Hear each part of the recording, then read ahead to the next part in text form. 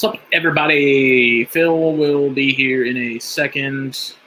Notice there was a few people waiting, so I just had to go ahead and start it. See what everybody was up to.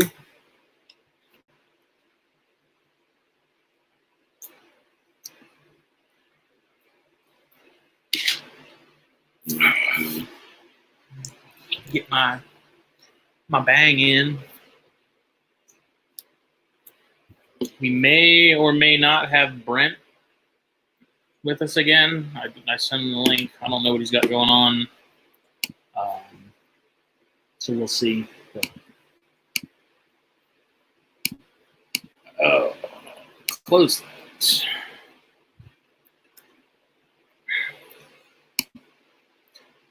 I'm working on the 9th issue of the magazine. I am stupid behind.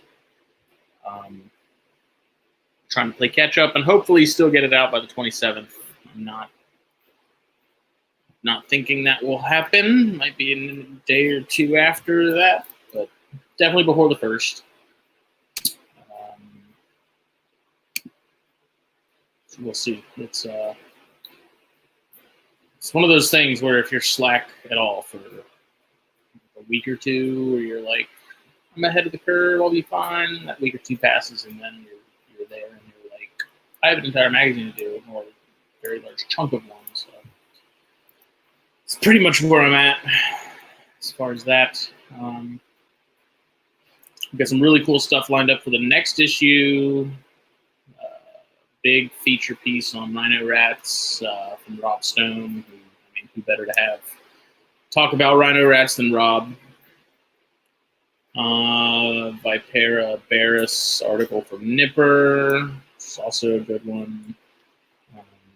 And some other odds and ends. So, but this upcoming issue is going to be pretty nice. Got some bigger articles in it.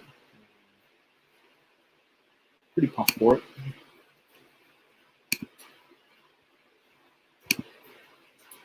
What's everyone up to there? Yes. I'm getting me some Ganya Soma next month too, hopefully, if all goes well. Managed to luck into a pair of Jansenii, which, if you listen to my episode with Riley on the Reptile Room podcast, that's like the dream species for me. It's Ganya Soma Jansenii.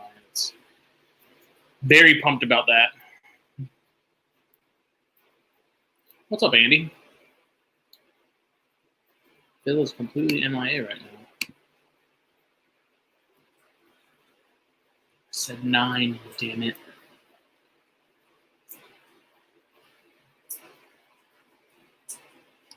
It's hot. It's humid. It's raining, so it's actually a little cooler than usual. I got a fan now. You can probably hear it in the background.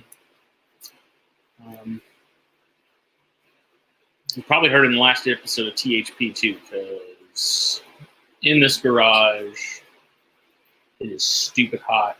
So we have to keep it open at least halfway or like cracked. So you hear the sound of the fan, you hear the sound of cicadas in the background.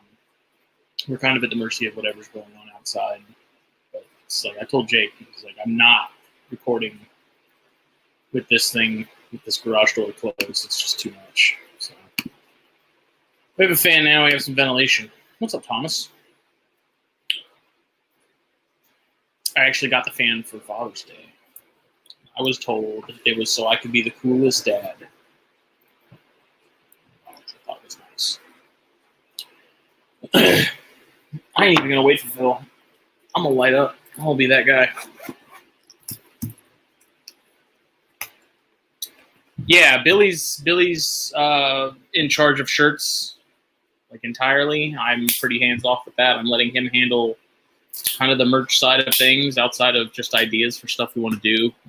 But Billy is the one actually making and sending those out. So if you have any questions about HM shirts, which are now available, hit up Billy Hunt at Uabani Reptiles because he's the guy who is making them.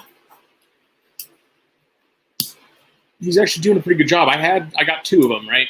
So I got 2 shirts that Billy made and sent me in my size. I had them for not even a week, and a certain dog chewed through them, like right through the middle, right through the logo and everything. So I now have no HM shirts except for the Canva ones, which have the whole logo, not just the H and the M. Which actually Billy's going to start kind of toying around with some, like, the full logo. He's still kind of learning the ropes of the whole, vinyl and cutting and all that stuff. So I pretty much let him handle all the merch stuff. It's easier to do it on our own. Nothing against Teespring, but I'm not usually terribly happy with the print quality of those. And then the shirts that Canva makes are actually nice. They shrink a lot, which is kind of a problem. They're not stupid expensive either, but you can't really order them in bulk. So this is easier. We're planning to make a bunch to take to Daytona. So if anyone's going to Daytona, we'll be there. Phil is going, and we're going to have some. I'm going to try and get some hard copies printed ahead of time, like a handful to take to Daytona for people to buy. We're still kind of me, Billy, and Phil are still trying to sort of plan out a strategy as far as Daytona and what we'll be bringing. But I'm stupid excited about it. It sounds like, they sold out of tables, so that's good. We were going to get a table for the magazine independently. We slept on it too long, did not get one. But because Billy has a table, I think we're just going to end up throwing some magazine stuff at his table. So if you're at Daytona, stop by Billy's Uwabali booth and check it out. I'm sure I'll be hanging out there most of the day. Just because his table's kind of in the middle of the room. It's nice. I'm honestly going just for the hang, just for hanging out with people. I don't really have any intentions on buying anything. Of course, I say that, but last time I ended up coming home with like 2 bears, something like that. So I don't know. It's to me, it's like I'm at a nice point where I don't feel the need to have anything, like buy anything when I go to a show. But I think definitely the most fun part about Daytona is just the after hours, hanging out with everybody at the hotel. Just kind of kicking it and smoking cigars on the porch all night and just chilling. The show itself is awesome, but getting to hang out with everybody. That's kind of the only time in a year. Once a year you'll see them, unless they go to one of the carpet fests. I love it. But there's Phil, just in the nick of time. Nope. Can you hear me? I can hear you, but I can't see you. I'll be right back. Smoking a Herrera Esteli. This is the Brazilian Maduro. They're delicious. Highly recommend them. I was going to whip out a drone, a really nice Padron. I said I'm going to save that for release day. Fun fact, anytime I release an issue of the magazine or re-release an issue of the magazine, I fall out and I get a really cigar. And I smoke it, and then I'll relax and not worry about any magazine stuff for the rest of that day. What's up, Dom?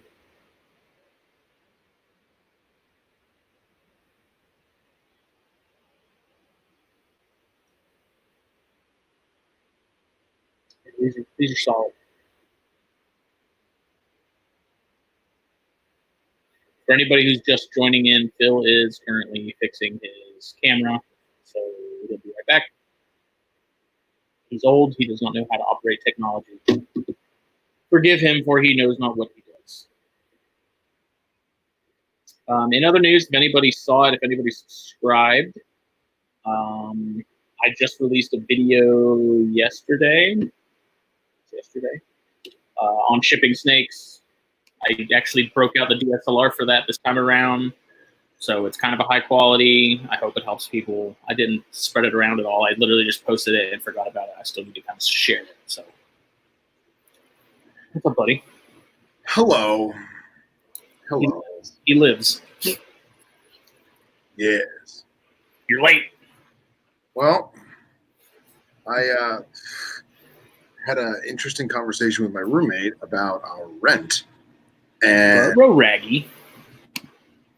And apparently he was under the assumption that I was paying more than I was. And I said, you don't count it when I give it to you? He goes, no, man, I trust you. I said, okay. So I had to have a long conversation about that. No. Now you have to send that to us because that is legitimately a great medical photo. It's for science. It is. So what did I miss? I'm 10 minutes and 34 seconds late. Jesus. Just me just talking. Saying we're gonna be at Daytona. Saying I just released a video on how I pack snakes for shipping, or reptiles, I guess, in general. Yesterday on here on the channel. Which I actually liked that one. Like, usually videos are kind of tough, like at least pre-recorded, not live stuff like this, but like pre-recorded, right? It gets kind of, I don't know what's the word, but Hen Dog's here. He can tell you. Harry? But it's just pre-recording videos and stuff is just kind of it's a little awkward. It's a little, but it's getting easier as I go. So yesterday I was like, probably because I was in a rush because the FedEx driver called me. He was like, I'm actually going to be like an hour early because I'm going to be in your area because our FedEx comes out of like Savannah, which is an hour away. So he's like, I'm actually going to be in your area earlier. Can you have your stuff ready? I was like, yeah, sure. So I was like, man, I need to shoot this video because I've been wanting to shoot that video for a long time. And I was in a rush and like I'm mouth breathing the whole time. And like people are going to think there's something wrong with me. And, yeah, dude.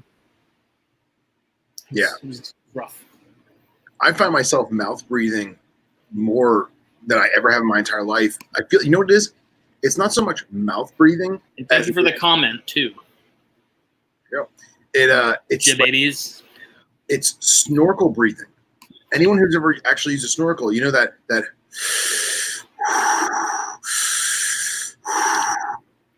I'm doing it when I'm not wearing the mask because I wear the mask so much at work because I have to wear the mask and I don't want to fog up my shit. I don't wear a mask anywhere. Well, it's county ordinance. And somebody wants to yell at me, it's $1,000 fine. It's like I have the same issue when we're recording THP sometimes, especially if it's someone that I don't really know very well. I'm not very relaxed, which I'm sure you can kind of tell. But like I struggle to like breathe while I'm talking, and so like by the time I get to a sense, I'm like, you know, it's. I don't know. Some episodes it happens, some episodes it doesn't. I don't really know exactly what the prerequisite is for that being the case. But it's really frustrating sometimes. I noticed that. So like when I have long conversations, whether it's with probably these. Oh, I guarantee it. I have long conversations on the phone, whether it's Henry or Dom or you or Billy or whoever I'm talking to for like, because like all you, like the four of you people I talk to for like hour stints. Like there's no like quick phone call. Like, I mean, I talk to Henry almost every single morning and I have to allot myself. I'm like, oh my God, I gotta go to work. We've been on the phone for 46 minutes. Like, this is crazy. Like, I was just calling him to ask him a simple question. But I hold the phone like this on speakerphone, right? And then when I have it, sometimes I hear the popping. Yeah, the plosives. There's no fuzzy thing on it to mask the popping sound.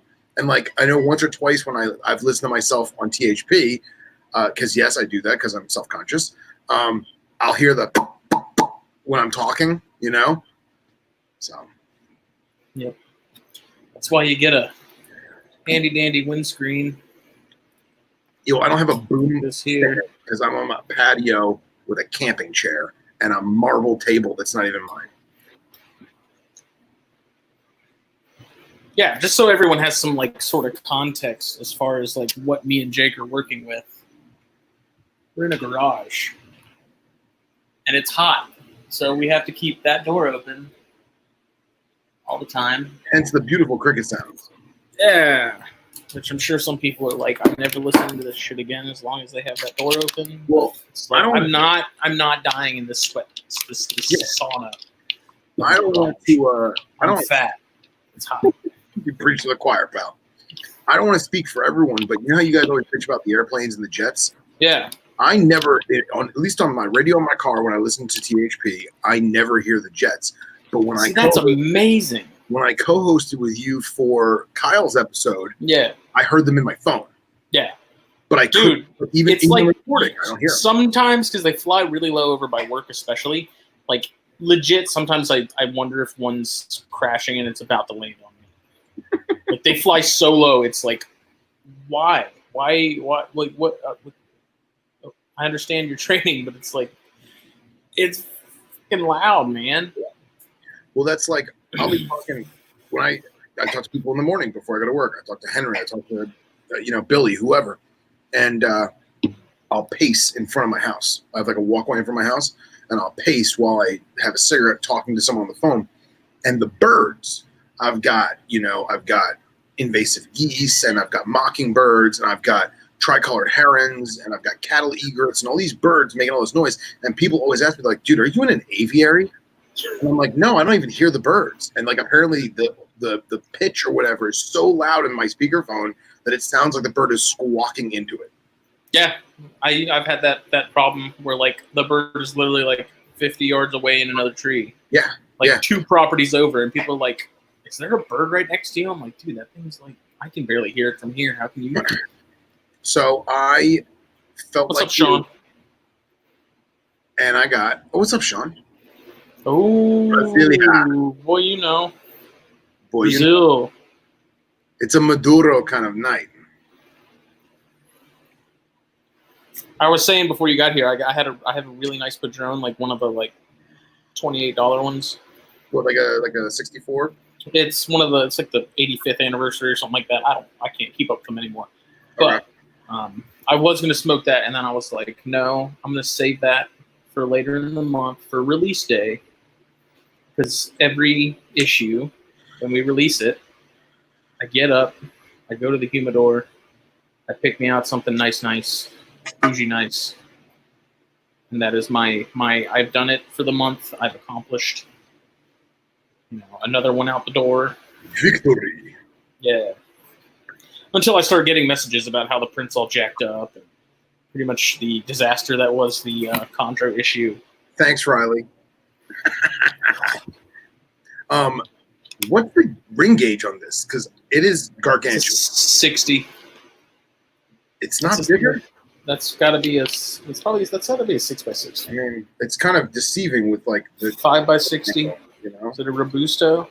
It's I don't know. I don't even know. That's got to be a 60. It feels like it's like 65. It feels like it shouldn't be. I don't think they make them any bigger than 60, dude.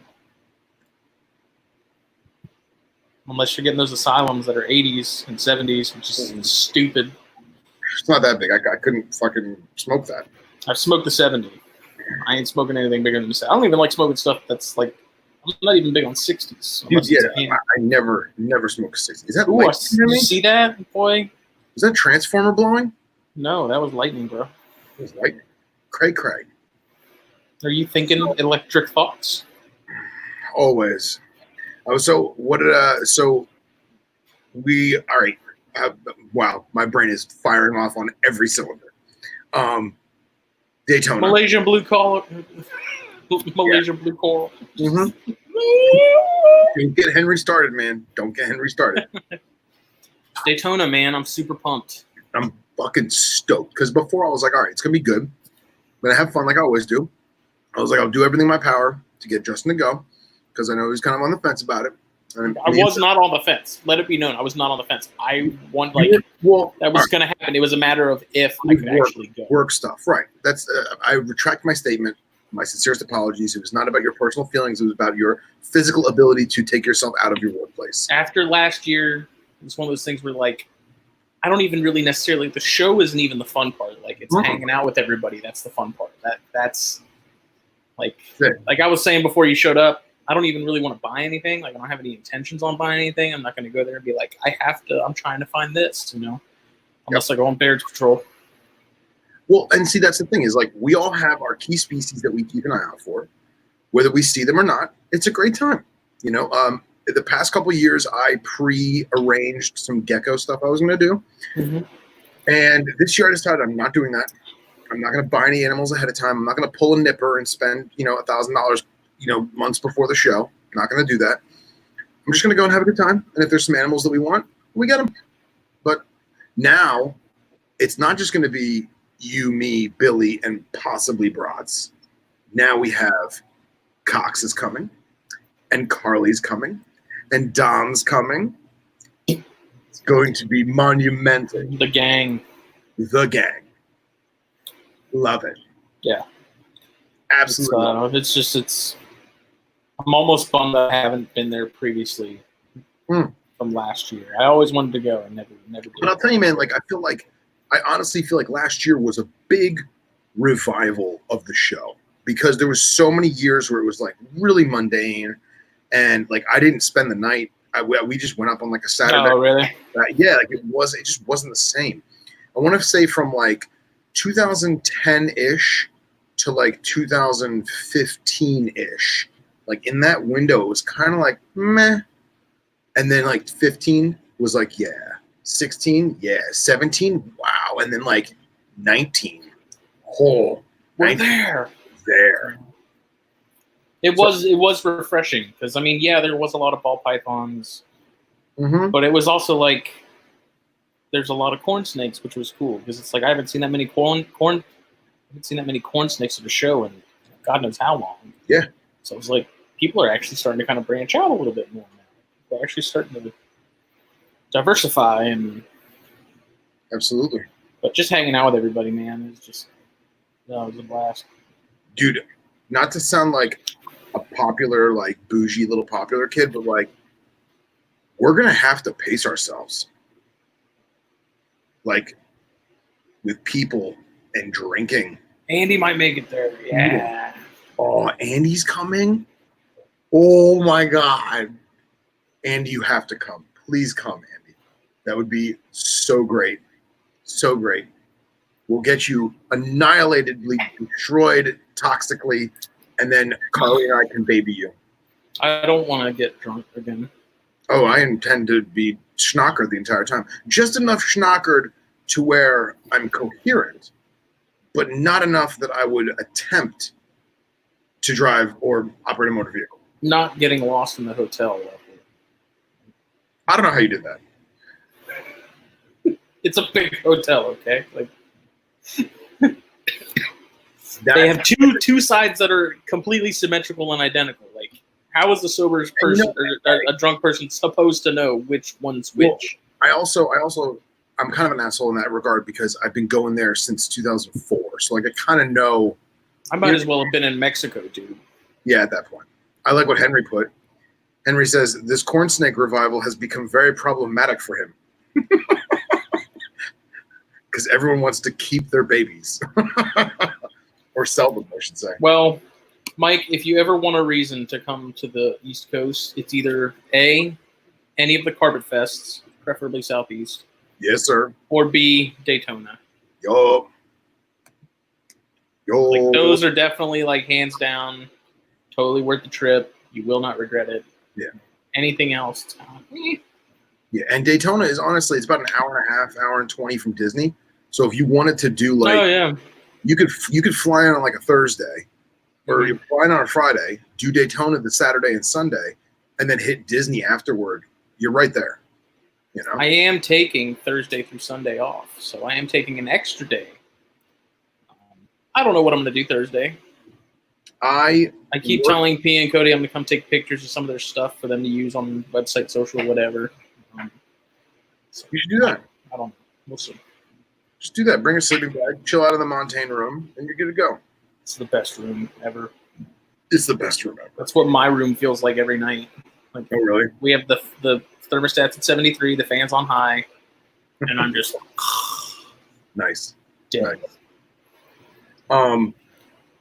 Yeah, man, it's funny because every year we make sure that we get oceanside. We make sure we have a balcony because I am obviously a smoker, and we see dolphins, wild dolphins, every morning. We always see wild dolphins, and like I feel magical. Like, what's that? It's magical, dude. It's legit magical, you know. And we try and eat at Joe's Crab Shack as much as we can, at least once. You know, we definitely get breakfast at the Burger King across the street. Dunkin' Donuts. Dunkin' Donuts. It's like tradition, man. It's gotta happen. You know?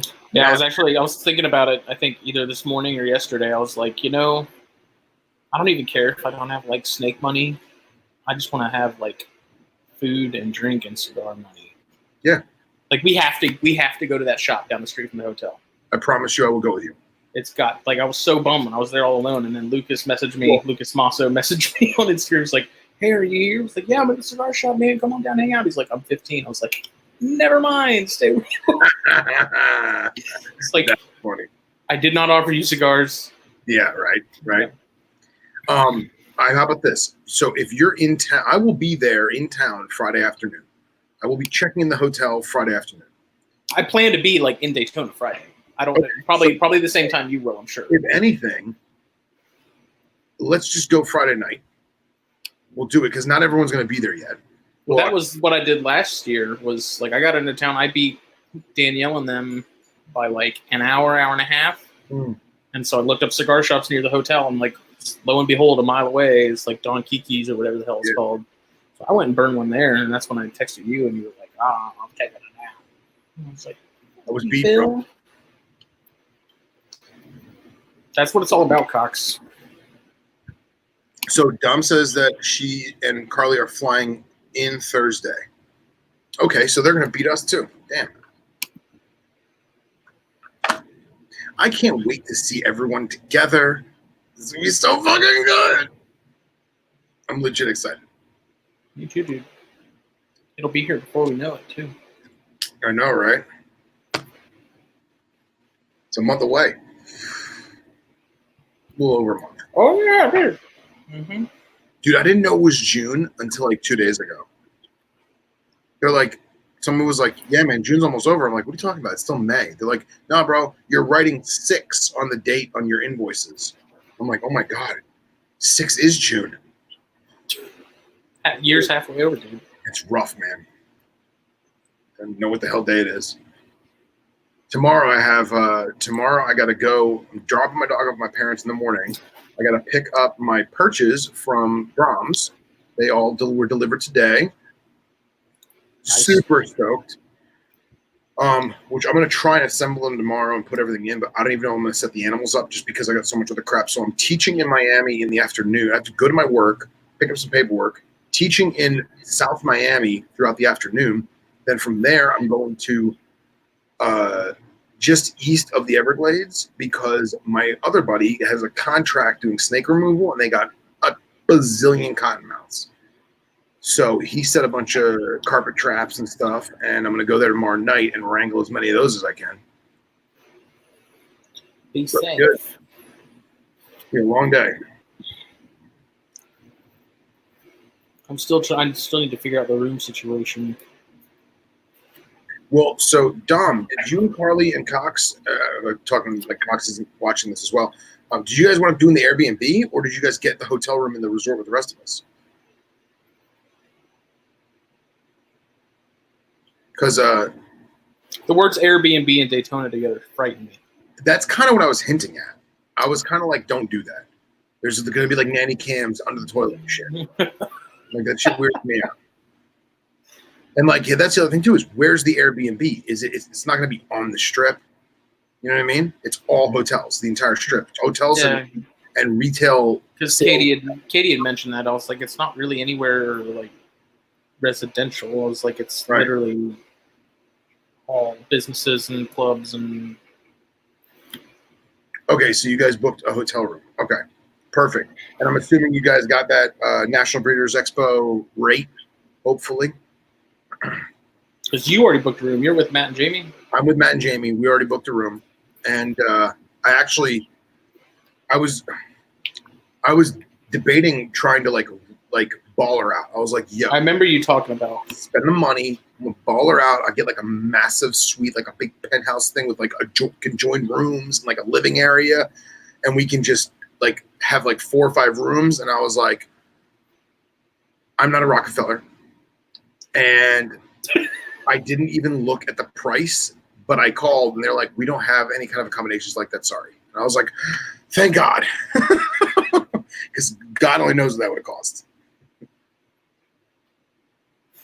Oh, she says, yes, Dad, I booked it in the correct way. Thanks for your concern. Listen, man, I just want you guys to get the cheapest rate. Just saying. I don't know what to do yet. I don't know if Katie and Ellie are coming because Ellie will be back in school. Right. But I pretty much have the options of Danielle and them, who I stayed with last year,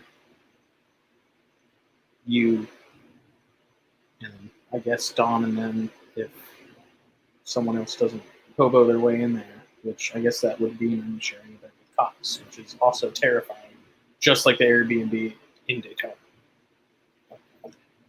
That's a lot of beard for one bed.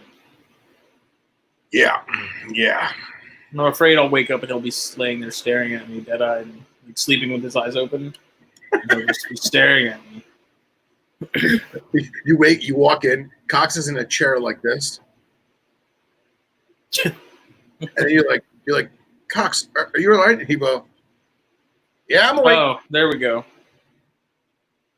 So that takes them out. Wait a minute, hold on.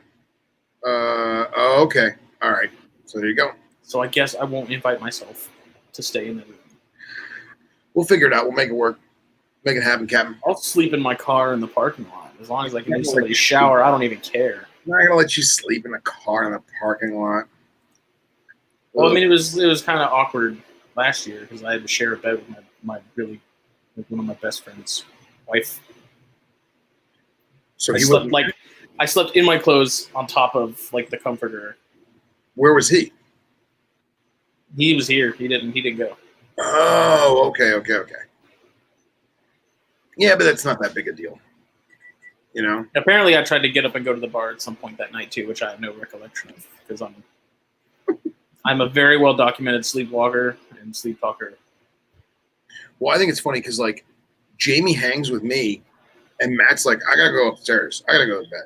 And it's like, fine, be a grown up. I mean, I get it. He wakes up at like 4 a.m. every day for work and blah blah blah. But it's like he'll go up at like 11, and then like he'll wander back down at 2, still be hammered, be like, I took a nap. So Daytona. Yeah. I really like. I don't want to jinx it, so like I don't want to hype it up too much. You know what I mean? But I'm so fucking stoked.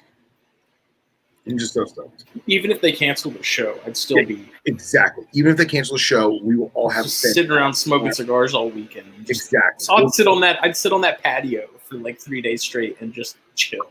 Dude, they have the Gila Monster Bar. We'll go to the Gila Monster Bar. Where's that? So, all right, you know the amphitheater that's there? On the north side of the resort? Yeah. All right. So that amphitheater is the extreme east side of like a shopping, like an outdoor shopping mall. And on the ground floor is like a Bubblegum Shrimp Co. And yeah, because we got pizza. It was like a pizza place with the movie theater attached. It's very odd. Very odd setup. So it's like an outdoor mall. And there's a bar in there called, I think it's the Gila Monster Ranch or like the Gila Monster or Gila Tequila, something like that. Like, but it's a Gila and it's got like a lizard on it, and the lizard's like, we got to go there. Unprincipled one. There was. I don't know, man. I'm just not a big drinker. Well, we bring our booze, man. I know. Yeah. But I'm just saying in general. I don't drink. Even I wasn't a big drinker before, but I'm even less of a drinker now. We'll see. Yeah, like I mean, I honestly get drunk, like legit drunk, maybe 2 to 3 times a year, if that. Daytona is always one of them. You know, I can't remember who I was just telling about a couple years back. I forgot my Yeti tumbler, so I had all this gin and no like travel container to drink it in, and I'm not just gonna walk around the bottle like that's bad. So I went up stealing the complimentary coffee cups out of people's hotel rooms, like friends. And I would literally be like walking around with a coffee cup, and it's like midnight, and people are like, dude, are you drinking coffee? And I'm like, yeah, you want a sip? And like they smell it, they're like, whoa. Which is horrible because the gin is so corrosive, it eats through the glue on the bottom of the coffee cup. So I have to keep getting new cups. Jesus. Love it.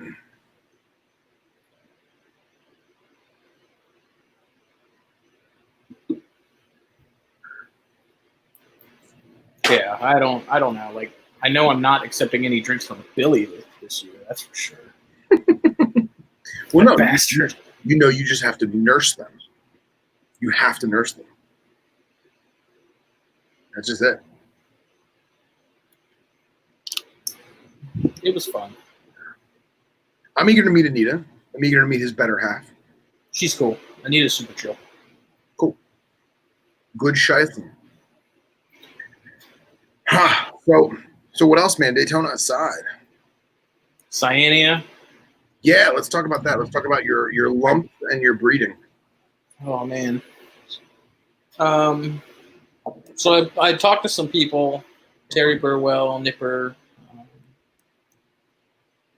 because one of my buddies,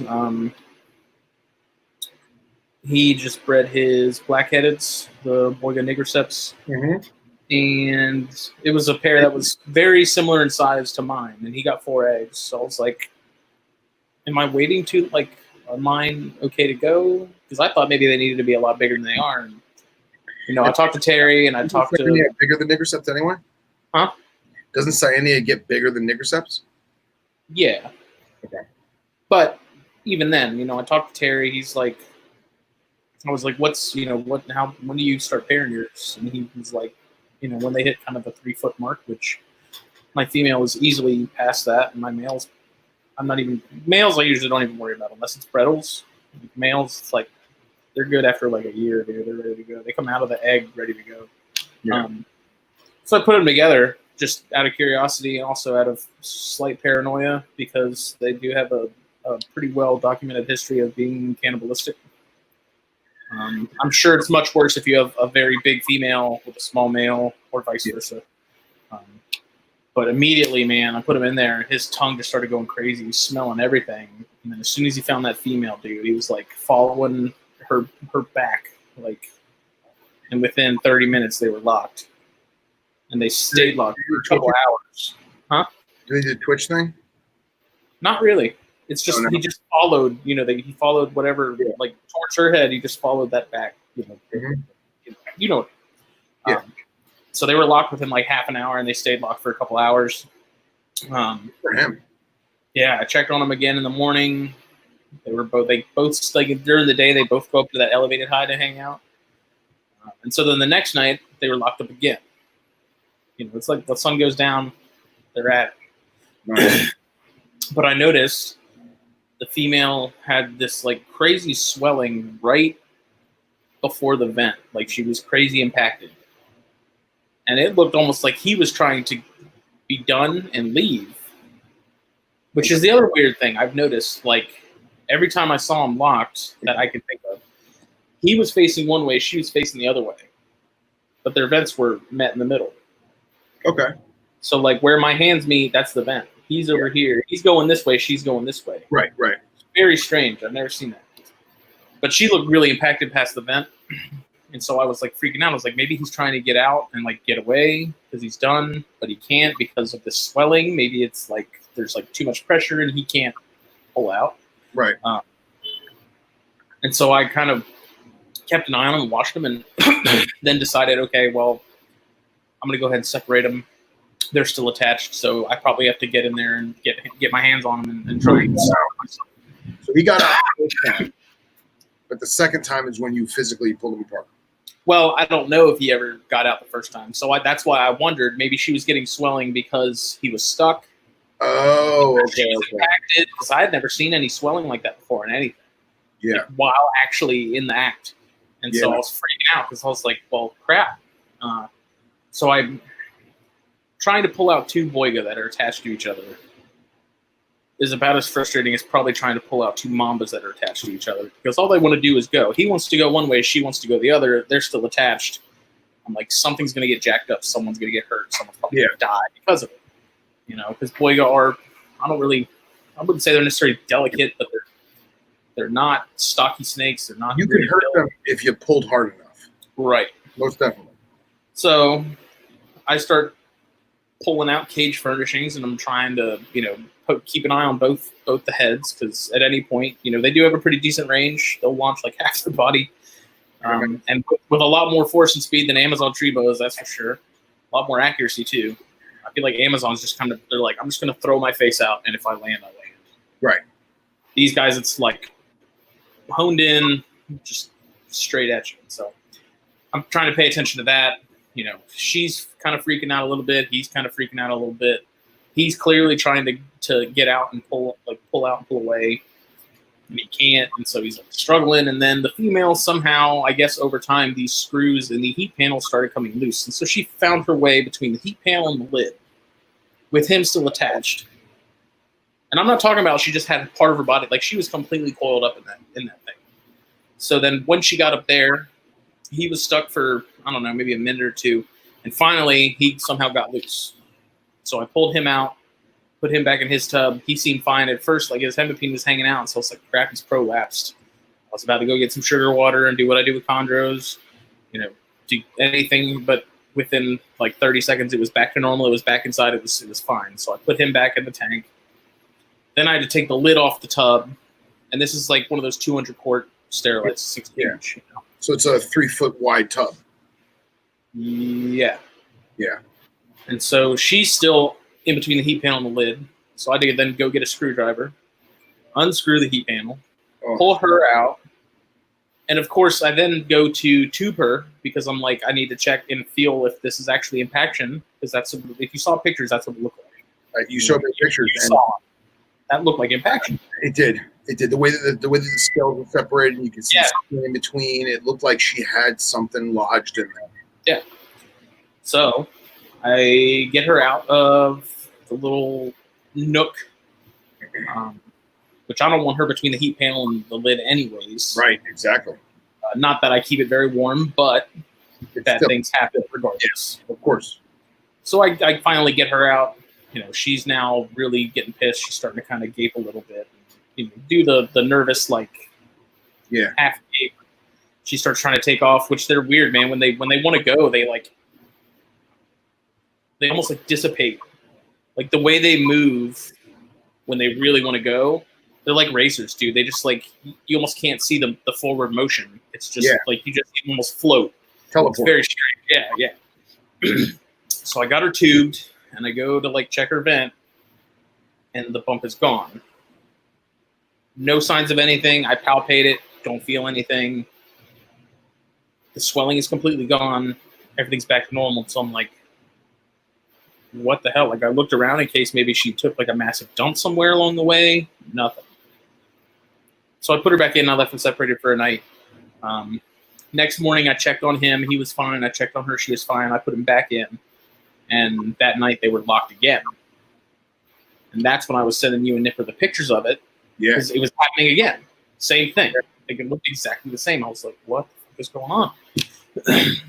And so while they were locked, I went through my herpetology textbook, that like the 3rd edition from 2009, college level herpetology book.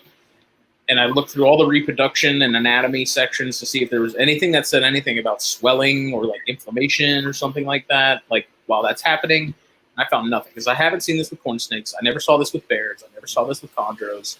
The whole thing is just very strange. Do you think that maybe he's just, I mean, for lack of a better word, he's just well endowed, and she might be. With the amount of swelling, it didn't add up. Yeah, but I'm not talking about, how do I phrase this? So, like, he has both hemipenes in, and now her stuff is moved out of the way. And if she's a lean animal, you might see some kind of deformation, maybe. I don't know. No, because she's bigger than him by not a massive margin, but a decent one. Okay. Almost. Like if she were smaller than him, that would make a little more sense. But even then, with the level of swelling that I saw, I was like, this is weird. Especially when it happened the second time. Because I was like, I don't know what's going on. And so that's why I wondered maybe this. Huh? They're separated now and the swelling's gone? I separated them tonight just because he was sitting up under the hot spot and she was up in her thing. So I was like, clearly they're done. Separate them for a few days.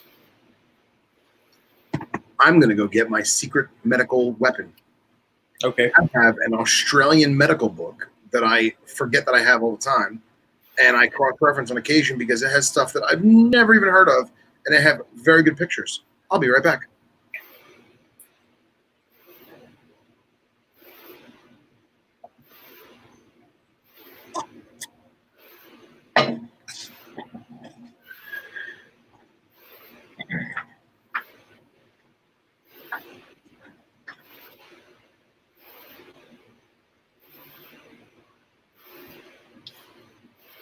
The whole thing was very strange.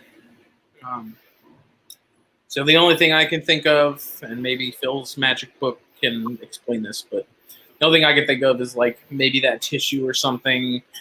The vascular system's dilated a lot more, so you got a lot more blood flow. Maybe it was just swelling to create more space for whatever's going on there. Sexually, I don't know, but it's very bizarre. So, of course, instantly I start messaging Terry Burwell and Nipper asking if they've ever seen it. And, of course, Nipper's like, dude, A, I don't really look at mine, and B, there's so much stuff in their cages that even if I could see it, I probably wouldn't. So that made me feel like a jackass. But I'm curious if I end up, not if, but when I end up getting more Boyga, especially if I end up getting Melanota or some of the mangroves or something. I'm curious to see if it happens with them too. But I haven't seen it with anything else. It's very odd. No one has answers. I checked that book. I checked. What was it? History of Snakes by like William Green, I think. I forget. But I checked that too. Nothing. Whole thing is just very bizarre. Okay. So this is A Guide to Health and Disease in Reptiles and Amphibians by Dr. Brennan Carmel and Dr. Robert Johnson. Mike, I'm just happy they're like I'm just glad they're fine. Like there's no issues. Like if it continues to happen, wonderful. As long as they're healthy and there's no problems as a result, I'm okay with it. Okay. I believe Brent will be joining us here momentarily. Excellent. Excellent. Reproductive anatomy and physiology. Okay. Yeah, Brennan, that's what the only thing I can think of is it's just swelling to accommodate all the action that's going on in the downstairs area. To use scientific terminology. Non-infectious diseases and conditioning.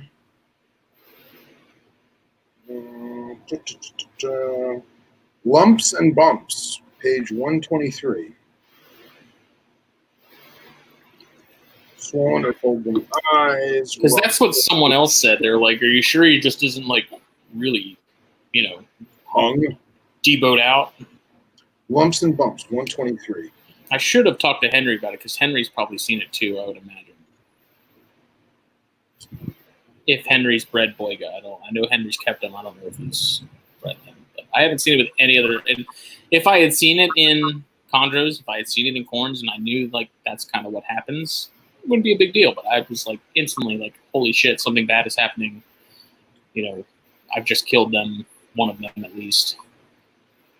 Henry, what's Dipazii? He's the Trapezii is a Boyga species. Oh. Trapezii. I don't know. But they lock a lot, so I'm pretty sure I'm going to have something happen in the next couple weeks. Dude, I'm going to have so much more going on this year than I had planned. Like, I put the corns together.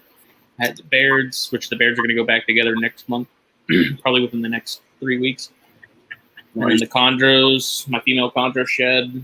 No signs of ovulation or anything yet, but hopefully something happens there. It's storming tonight, so maybe they'll make some magic happen.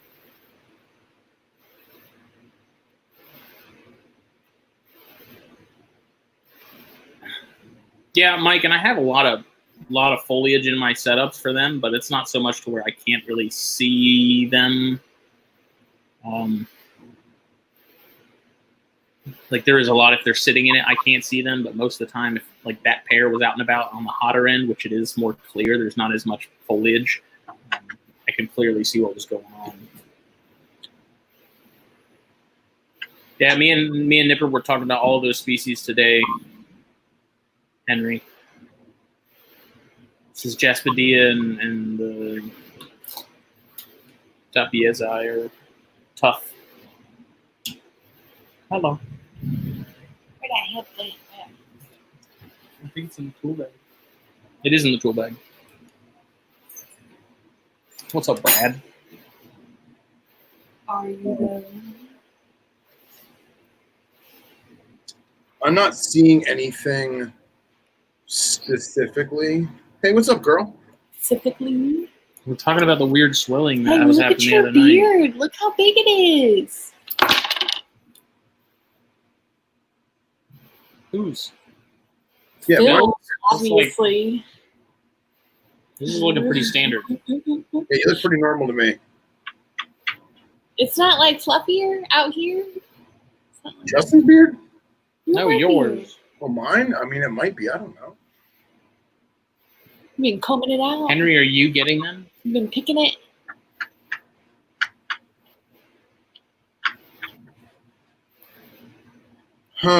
Okay. Skin discoloration. Oh, are you still talking about this fat snake? What? What are you talking about? The one that you had to unstick from the other one? Yeah. Listen, they were getting it on, and this guy comes in here and just harshes the mellow, ruins the mood, Hey, Brad. It's cool. pries the snakes I hate apart emeralds. I didn't pry them apart. You They came did. apart on their own volition. because you took them and went, I did not take them and do that. You weren't even there. You were asleep. It was like midnight. dude. you told me the story. But I did not pull them apart physically. That is not He eventually You came told out me. on his own. I was being sarcastic. because you pulled him out. No, he pulled himself out.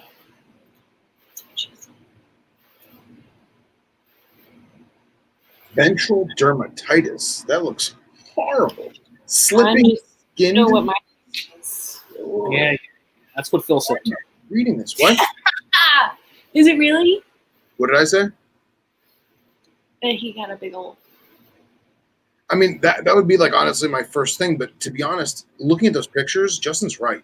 Like the ratio, it just doesn't make sense. Now, I did come across this of a protozoan. Flagellates and other protozoa can cause lower intestinal disease such as bloating, diarrhea, or cloacal prolapse. But this doesn't quite look like that. I mean, if that was the case, I would be seeing those signs when they were separate. Right. They're both completely clean. After you interrupted their love fest. I put them back together and he got laid in this. Probably because he was too scared to get it back in because he thought he would be interrupted. Oh, I need How you that. done it?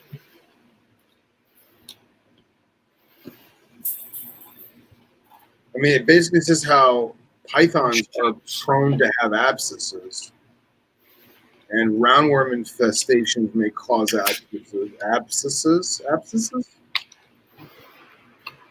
Yeah, I'm not The only thing I can think is with other colubrids, it probably happens, but because they're not so thin like boiga are, it's not Mhm. noticeable. So I wonder if it's just because they're such thin snakes Yeah, that it's more exaggerated and you see it more. But I don't know. Like I was saying while you were getting your book, if I end up getting more boiga and breeding, I'm going to be paying very close attention to see if that's the case. right. Now, did you talk to who did you get the first cyanea from? What's his name? The guy who Gordon Russell. Yeah, No. talk to him. No. Shoot him a message. Say, hey, man. Every time I send him a message, it comes off as if I'm bothering him. So. Of course, because now he's a bird guy, and they're weird. I should ask my buddy who bred his nigger sets. Yeah. Yes, Cody. Has Cody ever? I don't think he's ever bred boiga. Okay. It's very, very bizarre. I've never seen it before. Yeah. I mean, heck, man, she's on dog pads or newspaper or something, right? Puppy pads. Just keep an eye on the fecal, see what comes out. All of those have seen, they've seen fine, but Has not to get graphic, but is she retaining his deposit? seed, His spunk? Is she retaining the spunk? I don't know. I don't know if you took off your hide and saw if she smeared or whatever. I didn't look that much. Okay. I really don't mess with them a whole lot. Yeah. Speaking of pairing stuff up, I made a conscious decision that I'm going to remove the pair of girdle tails that are at my parents' house because now they're finally of size. Of all the girdles that I've ever had with me and Marcus, the ones at my parents' house are the only ones we've ever got on camera actually copulated, and I've never produced anything from them. So I think that it's a temperature thing. I think that I think she wants to breed, but she doesn't deem the conditions appropriate for giving something isn't translating.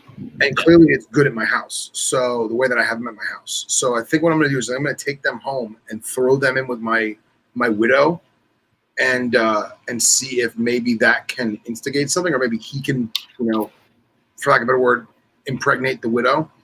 But there's the question. Now I have this really dope ass Exoterra at my parents' house. What do I put in it? It's in their living room. Clops. I can't. I can't. I wish I could, but I can't. Can't or won't? I can't. And I was like, man, that would be the perfect conjure enclosure too. I just gut it and do it. It would be a perfect conjure enclosure. And I was like, Mom, what if I get a really, really pretty neon green snake and we'll make it look all jungly? And she's like, no snakes. Okay, it's your house. Make it a Euromastix enclosure. I thought about doing that. Dude, I miss Euromastix, man. Those things were so much fun. They're such cool lizards. She's got hingeback horses, so she'd be feeding them the same shit anyway. Yeah. If you can get like a healthy, Nigerian or something. Yeah, I thought about doing that. Or even just like a normal Molly if they're even around these days.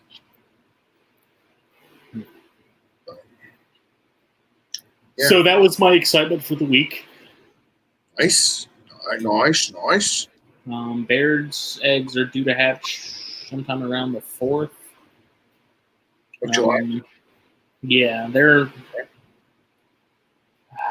I don't know. 3 of them are not looking great. 2 of them are looking okay. One of them in particular is looking pretty solid. But leave them be, bro. Leave them be. I have been. Yeah. I made, like, last night, or not last night, but over the weekend, I cut some egg crate to put on top of the vermiculite because they were sitting in the vermiculite, and I was like, I want to get them off that because maybe that's why these other 3 aren't doing so well. So I moved them onto that on top of the vermiculite, and cool. I probably ruined them even more. There's always round 2. So. Do you wash your hands with alcohol before you touch eggs? No. But I did put springtails in the egg box. Really? Yeah. Smart. I saw them crawling around on the eggs and stuff. I was like, maybe might do something. You never know. Yeah, they could be picking off microbes or whatever. Frogs is a great idea. That is a great idea. Galactinotus. No, I was actually thinking something like a dumpy, something that my mom wouldn't be all weird about. How can you be weirded out by dark frogs? They're freaking gorgeous. The flies and stuff. Oh. Yeah, my mom made doing flies. Who made milk frogs? We did little milks for her. She'd like them. Good call, Dom. I like tree frogs, but I don't know that I fried one. I fried a red eye as a kid. Oh, yeah? Maybe I get a both. Maybe I get a red eyes and milks. That sucker was extra crispy, dude. Oh, poor bastard. You know what? Tiger legs. So those would be cool. There's a few species like those Borneo, the leaf-looking ones, the eared. I think it's the eared frogs. Those are really cool. The mossies are cool. The milks are cool. Yeah. I think that's what I'll do. I think I'll try and find her some tigers and milks. They could cohab, right? I'm sure they do. Yeah, their ranges probably overlap, I'd imagine. Yeah, they'll be fine. Hey. What's happening, guys? Where are you? Are you in a grotto? He's got the chair. He's in Texas now. I'm in Texas, man. Are you in like a grotto of sorts?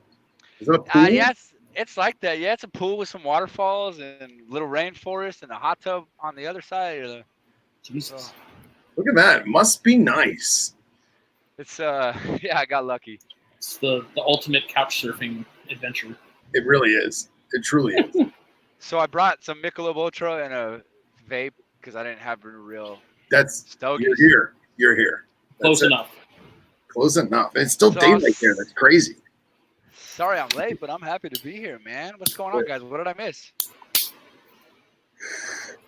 Daytona. Talking Daytona. about Daytona, and then my Cyania fiasco Yeah. happened over the weekend. Okay. My Boyga had a moment. He paired up his Boyga and they copulated beautifully. Unfortunately, the girl looked like she had a massive impaction, like towards her vent. And then after he broke it up, it went away. And then he put them together again. And then shit got rowdy and she wedged herself behind the heat source. Oh no, what happened? I don't know. That was an abridged version. My I'm apologies. still trying to figure out how the heat panel even came loose because I don't ever touch it. So I'm like, how is this thing loose enough for you to get your ass in that? Is it still back there? Problem solved. I tightened. No. I got her out and everything, and I tightened that heat panel down extra hard. So hopefully that problem is solved. Don't be setting your shirt on fire. But my crotch is what I'm setting on fire. The embers are like, oh. How'd it go? That's nice. Oh, I'm trying to see if I can get one of these fireflies to land on me. Oh, yeah? Man, those things were everywhere. When I lived in Virginia, those things were out in mass. And then we moved down here, and you'll be lucky to see like two. We have them down here, but you got to go out in the glades to see them. It's very bizarre. Like, I wonder what's different.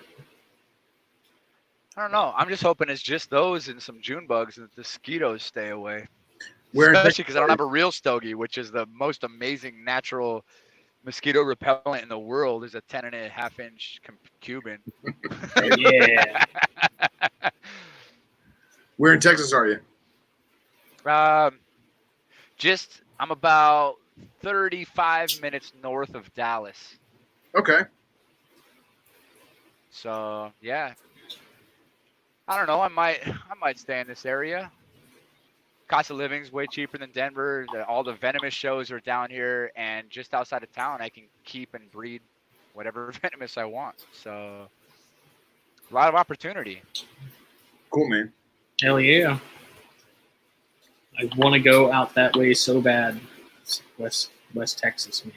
I want to go to. I want to be in Baird's country. Yeah, I'm just a few hours away from Alterna, Baird's, and Ornatus. Like all on the same two roads, man. Nice. Trans-Pecos, like it's incredible. You're set, man. You're set. Yeah, it's not bad, man. I'm still 13 hours from my daughter, which isn't too bad. 16 hours from my mom's house. Like it's a pretty decent place to be, I think. Close enough to get to him if you need to. Far away enough to where you don't have to do it. Exactly. Yeah, for sure. And it doesn't snow. Another benefit. That too. Yeah. So what is you got people in the chat, or is it just you two talking? Oh, no, no. People are talking. People chime in when it's opportune. Going to bed? Got a good handful of people listening right now. So. Oh man, well, what's up, people? Glad you're here. Thanks for hanging out. Dude, I've Sorry, wanted to I get couldn't you back find on the here so bad because we didn't even get to cover so much the first time in the 3.5 hours that we went. But Right. I told Brent that him and I talked after the show, and I was like, there's like so many points I want to talk about from when he was on THP, and Brent was like, yeah, man, you gotta just listen to it again. We'll take notes, and then we'll really work on it. And that didn't happen. So that means we're probably gonna have to go to round 3. And then I said I wasn't gonna, and then I was like, I don't think I'm gonna be able to show up. My phone's at a quarter. I'm like, I don't know if I have service out here. Mosquitoes, I'm gonna have to check that out.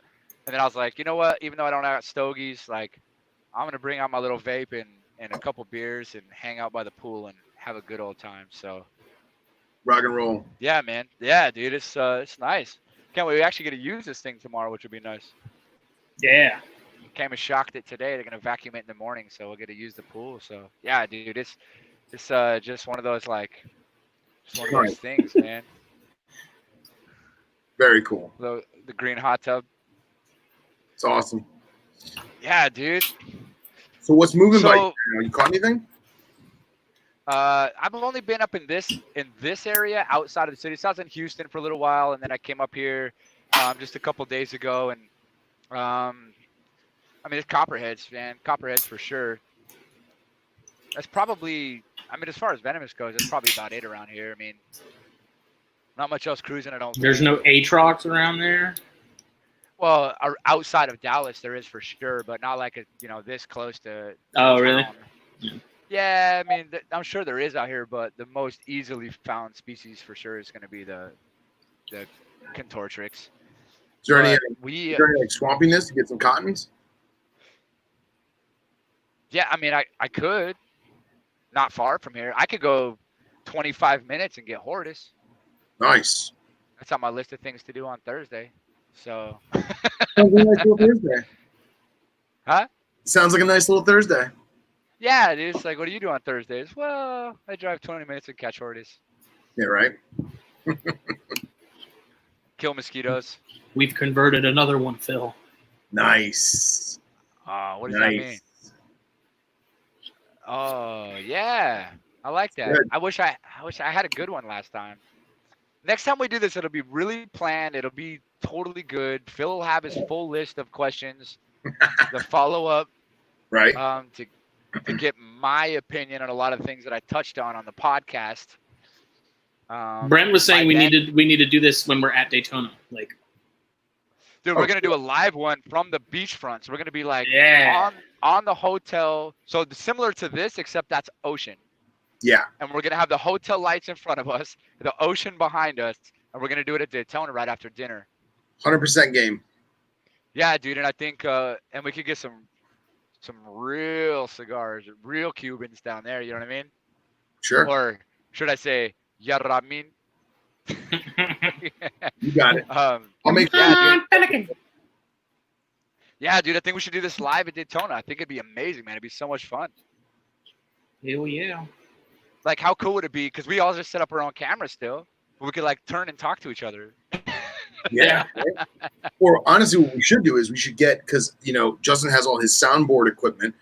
We got to figure out how to pack all that shit in one little Pelican. We'll all get headsets like Brent has. We'll all pipe in the same thing that we It'll won't be have. like Sports Center. Yeah, it'll be exactly. It'll be like the panel, And then at the same time, we could do that.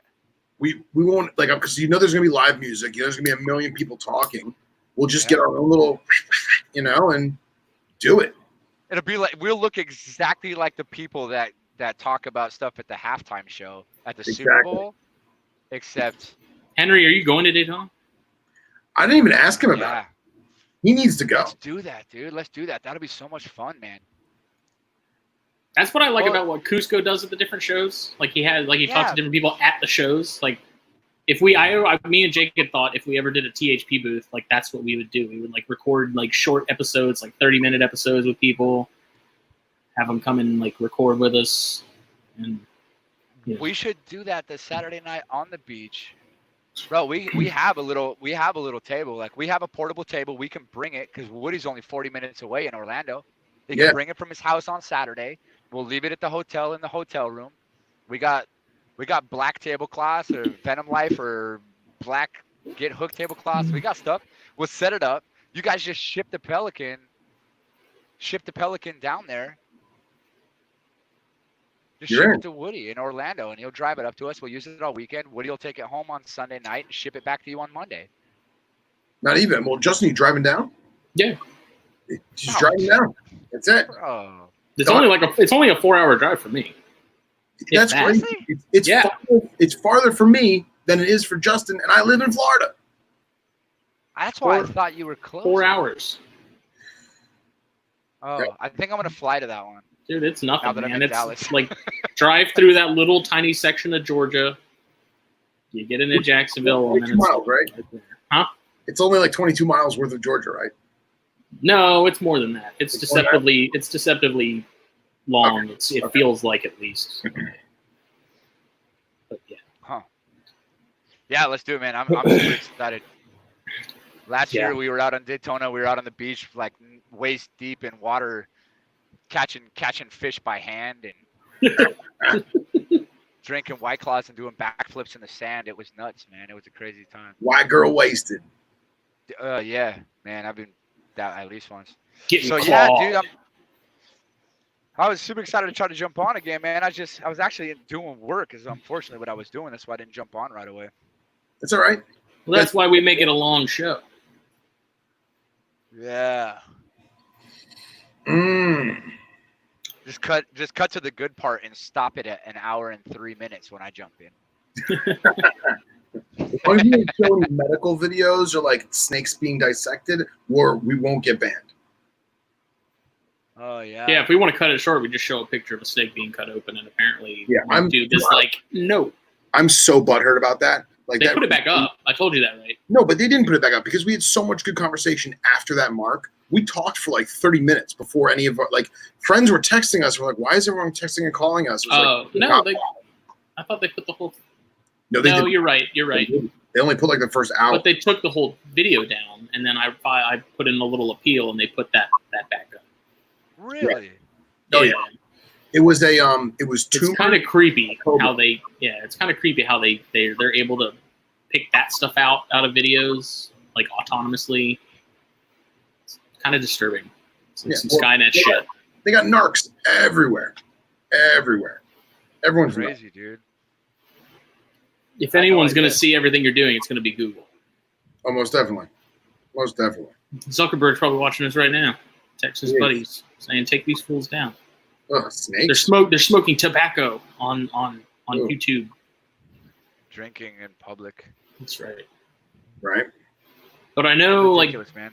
The main thing I know Phil wanted to talk about was like the national certification deal that you had mentioned on THP. Yeah, I was actually just talking about that again like an hour ago. Oh yeah. All right. Because Phil was like, we need to have him on Snakes and Stogies because I have some things to ask and some points to bring up. Playing devil's advocate. Yeah, no, I love that, man. I love that because I certainly, I mean, I'm a fairly smart guy, but I certainly haven't thought of everything. So I love it, man. Well, I love the devil's advocate stuff. See, that's the thing too. Is there were so many points I had, and I was we really should do like a third one, and like I make notes and shit. But yeah, dude, I would love that. Memo app, man. There's an app that I use religiously. Yeah. It's just a little. It comes on your phone. It's just a little notepad app, and I use it for freaking everything. I mean, you can't see it. Just be like, hey Siri, remind me to ask Brent. Yeah, right. But yeah, no. Do you have a question now? What do you? I mean, just one off the top of your head. What was one of the things you wanted to follow up on? So you have multiple states that either issue or what we refer to as shall issue or will issue. You have multiple states where it's outright banned. You have also regions or parishes or boroughs, like in Texas, for example, where Texas allows it, but like Austin doesn't, or whatever it is. Only certain counties. You have to county specific. Or in like city ordinance and stuff. And it's like you have this certification. How are you going to? All those laws still pertain. So, like for example, if someone was to get certified in handling through, we'll call it Venom Life School. If someone was get certified through Venom Life School, does that give them a leg up on certification with their state or their region, providing the state recognizes it? I get it. So here's the thought process. It's not going to change the laws. Right. The laws are still going to be the laws. In Colorado, you're still not going to be able to keep no matter what you do. You can get your DVL. You can work in a zoo for 37 years. You can create the certifications and train the Department of Defense. Right. And they still won't let you keep a prairie at your house. They don't care. It's not going to change that. What it will, however, do is it will put a little bit of pressure from our side to say, listen, I have been deemed a, responsible handler by something that is nationally recognized in all these other states, and give a little bit of a leg up, I think, in being able to potentially flip that. If enough people in a certain area do it, it's like anything else. It's all local legislation that's all written. Like in Colorado, we have the CSR. which is the Colorado Revisor Statutes. In Arizona, they have the AZR, Arizona Revised Statutes. So you can look that up in any state, and that will tell you exactly. What is that noise? That might be my. Noise? I have a fan in the background. That might be it. Oh, it sounds like waves in the ocean, and I'm like, that's not Oh, here. it could be the cicadas and stuff outside. No worries. Yeah, but anyways, the intention Nature. would be for people who can keep legally in their state to have the opportunity to do it responsibly, more responsibly than they arguably do now. People who want to learn, people who maybe have a couple venomous legally in Michigan, in Wisconsin, in Omaha, or whatever, where they're able to keep venomous legally, or there aren't laws against it. There's a gray area. They just want to be more responsible. If enough people do it, then we're able to say on a national level that this is a nationally recognized certification and put a little bit of pressure on them. The entire point is to be able to say, listen, I know you don't allow it here for everybody, but let me be the exception and let me show you why. And if enough places are able to do that and we teach something, and listen, I'm not going to say that everything we teach is going to be the right way, because different techniques, different tools, it's better for different people, different species. I mean, it's different for different people, right? No zoo does everything the same. No people do the same, the same things. Some people are more comfortable with L-shaped hooks than the C-shaped hooks or V-shaped hooks. So it's all still going to be personal preference, which you and I talked a little bit about off camera, Phil. But the reality is, right now there's nothing. People in Texas last weekend were able to go 21 years of age. You're able to go buy a zebra spinning cobra off the table for $180. Whoa. Where is their Nigra Cincta for $180? I bought a pair last year for $200 cash. Nigra Cincta. A pair. Male-female pair. You're in the wrong state, Phil. I bought a male-female pair for $200. Don't worry about it. I got my people, but that's not the point. The point is, I've got some water. I'll be right back. I was like, are you shitting me? Go on, sorry. 100%. I did. $200. I gave him two $100 bills. I left there with a male-female pair of Nigra Cinctas. That's phenomenally amazing, but go on. Yeah, but here's the thing. Like, there's no ID, there's no permit, there's no whatever, because it's not up to the vendor, it's not up to the people, it's not up to the city that they're sold in. It's up to the person when they get home to register them or have permission to do it in their county when they get home. That's on the person that buys them, and there's full deniability because once they leave the building, the person that sold them has nothing to do with it. Yeah. And I'm not saying that that's wrong or we should change that, because only people who are responsible venomous keepers should be buying venomous. Now, we know that doesn't happen, and there's no way to stop that. Even if we did put every single law in place in every single state, which I'm not saying we should do, but even if they did do that, people are going to find a way to get their hands on them. There's always going to be black market animals. There's always going to be people selling them out their back door. They do the same thing with guns all day, every day. You're never going to stop it. Right. It's like gas and oil. You can disagree with gas and oil all day long, but instead of fighting against gas and oil, since we all use our vehicles to get to work every day, let's not say gas and oil is the devil. Let's just say, I know that you need gas and oil to make your money. I need gas and oil to make my money. So let's just do it responsibly. Let me teach you how to do it more responsibly. Right? And it's kind of the same thing. You're going to have venomous snakes whether it's allowed or not. Right. People in states that it's completely against the law, they're going to have them whether it's allowed or not. Yeah. At least this gives them and us the opportunity to provide them with a way for the animal and the human both to stay safe in that situation. And whether it's allowed or not in their state doesn't necessarily change. And I'm not trying to change state legislation. Right. In fact, what I want to be able to do is to be able to stop the states from really being able to say if our certification is good or not. Yeah. I want them all to accept our certification. Whether that changes their laws or not is completely up to the people and the legislation. But at least then they could say, I'm a responsible keeper, and this shows that I put in the work. Yeah. You can buy a plane and fly it tomorrow. Right. Whether it's legal or not, or you're on the air traffic control, or you're on the radio, or you're putting other people's lives in danger is completely null and void. You can buy a plane tomorrow, start it up, and fly it with no training. Right. It's not a good idea.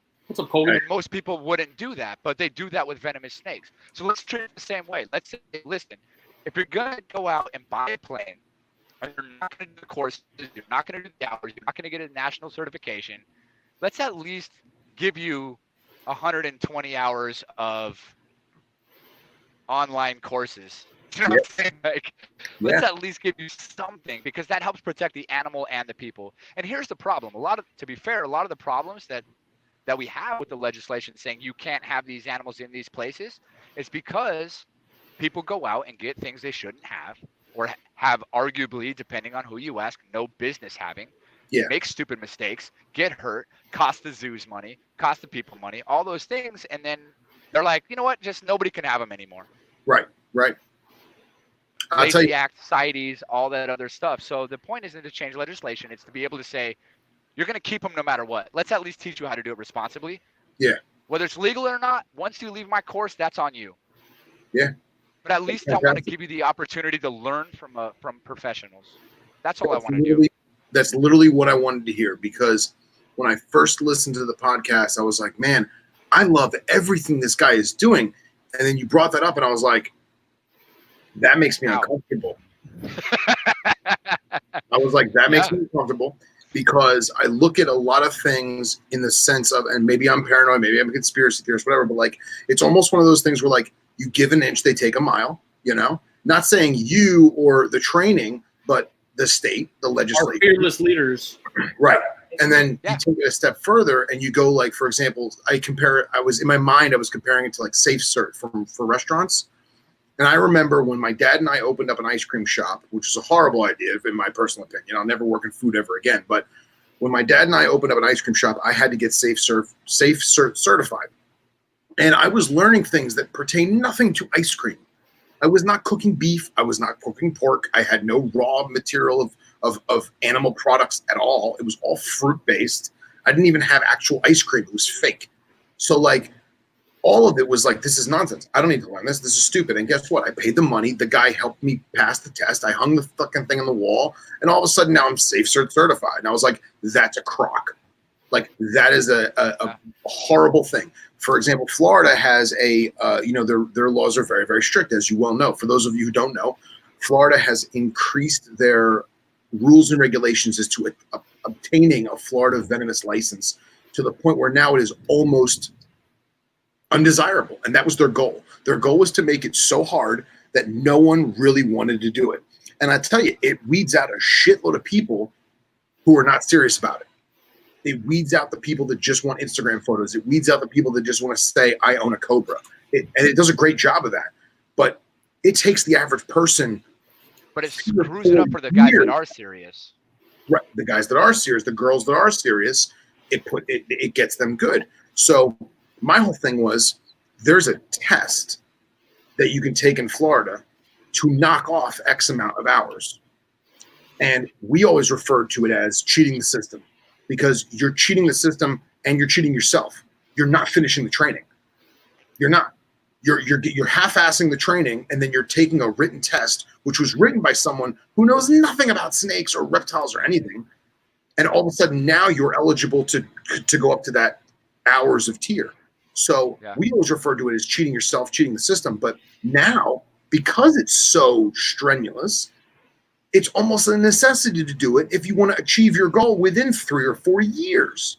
Well, that's crazy. The people that are serious and the people that want to be good aren't going to choose the easy route, right? Like, it's for me. So a lot of people might know, maybe a lot of people on here don't know, I'm a competitive dart player. I play professional darts, have sponsors, and I play all over the country. I play competitive darts. I play in national tournaments. I just qualified for the regionals, which is in Colorado next month. I'll be going up from Dallas to back to Colorado to play in the regionals for the ADO, American Darts Organization National Qualifier.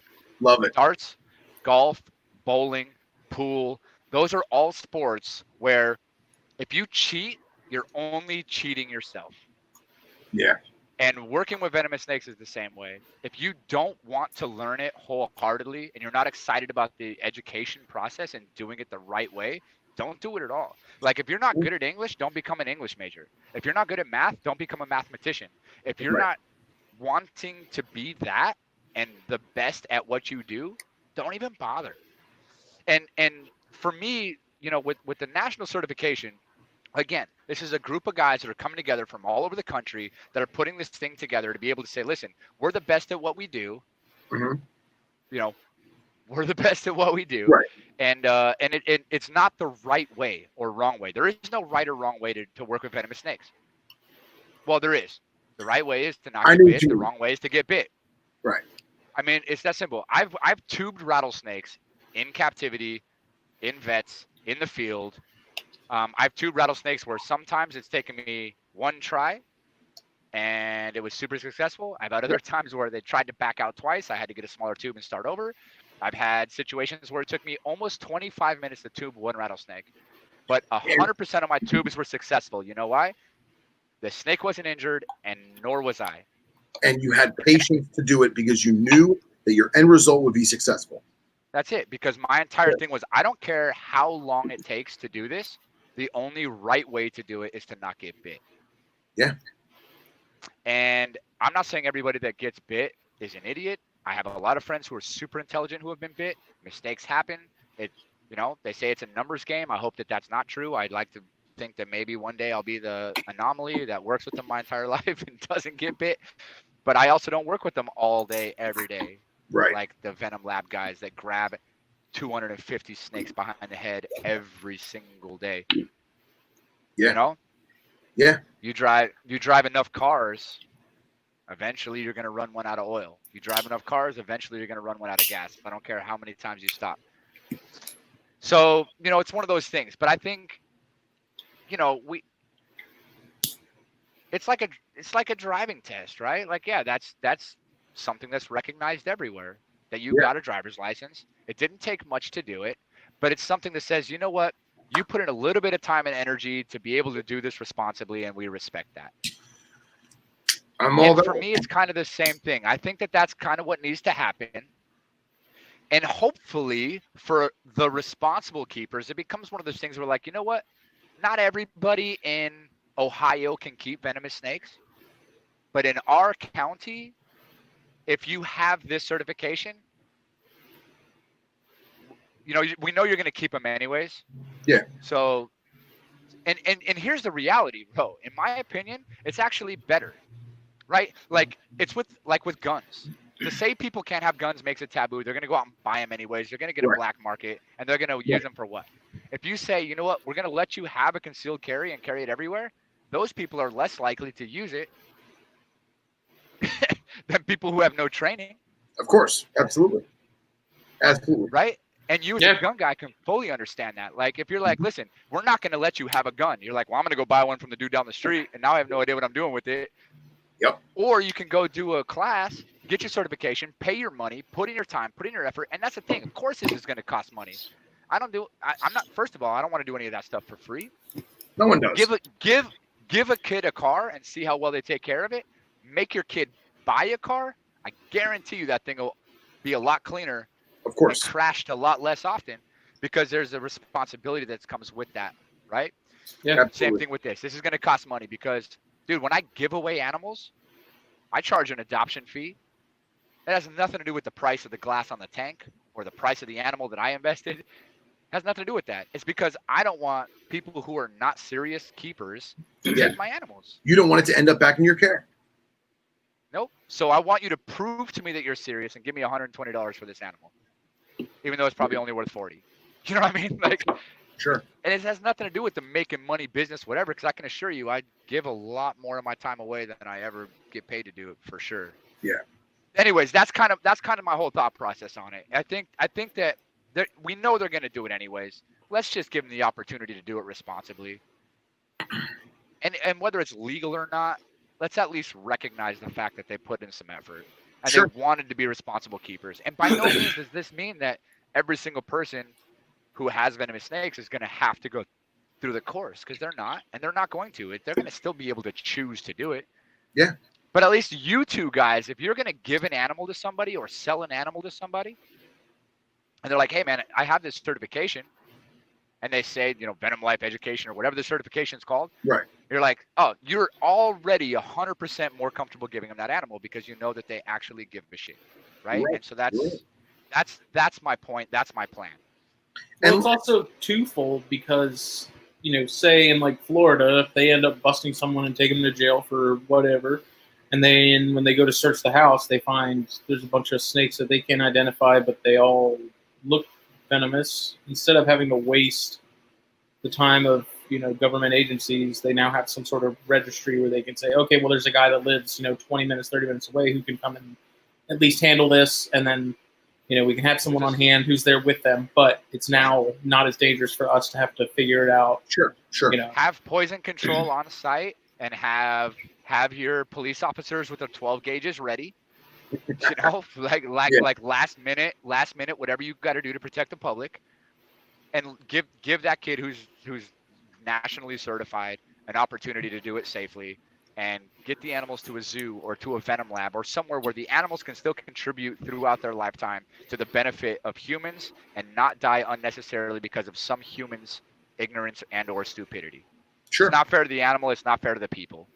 Yeah.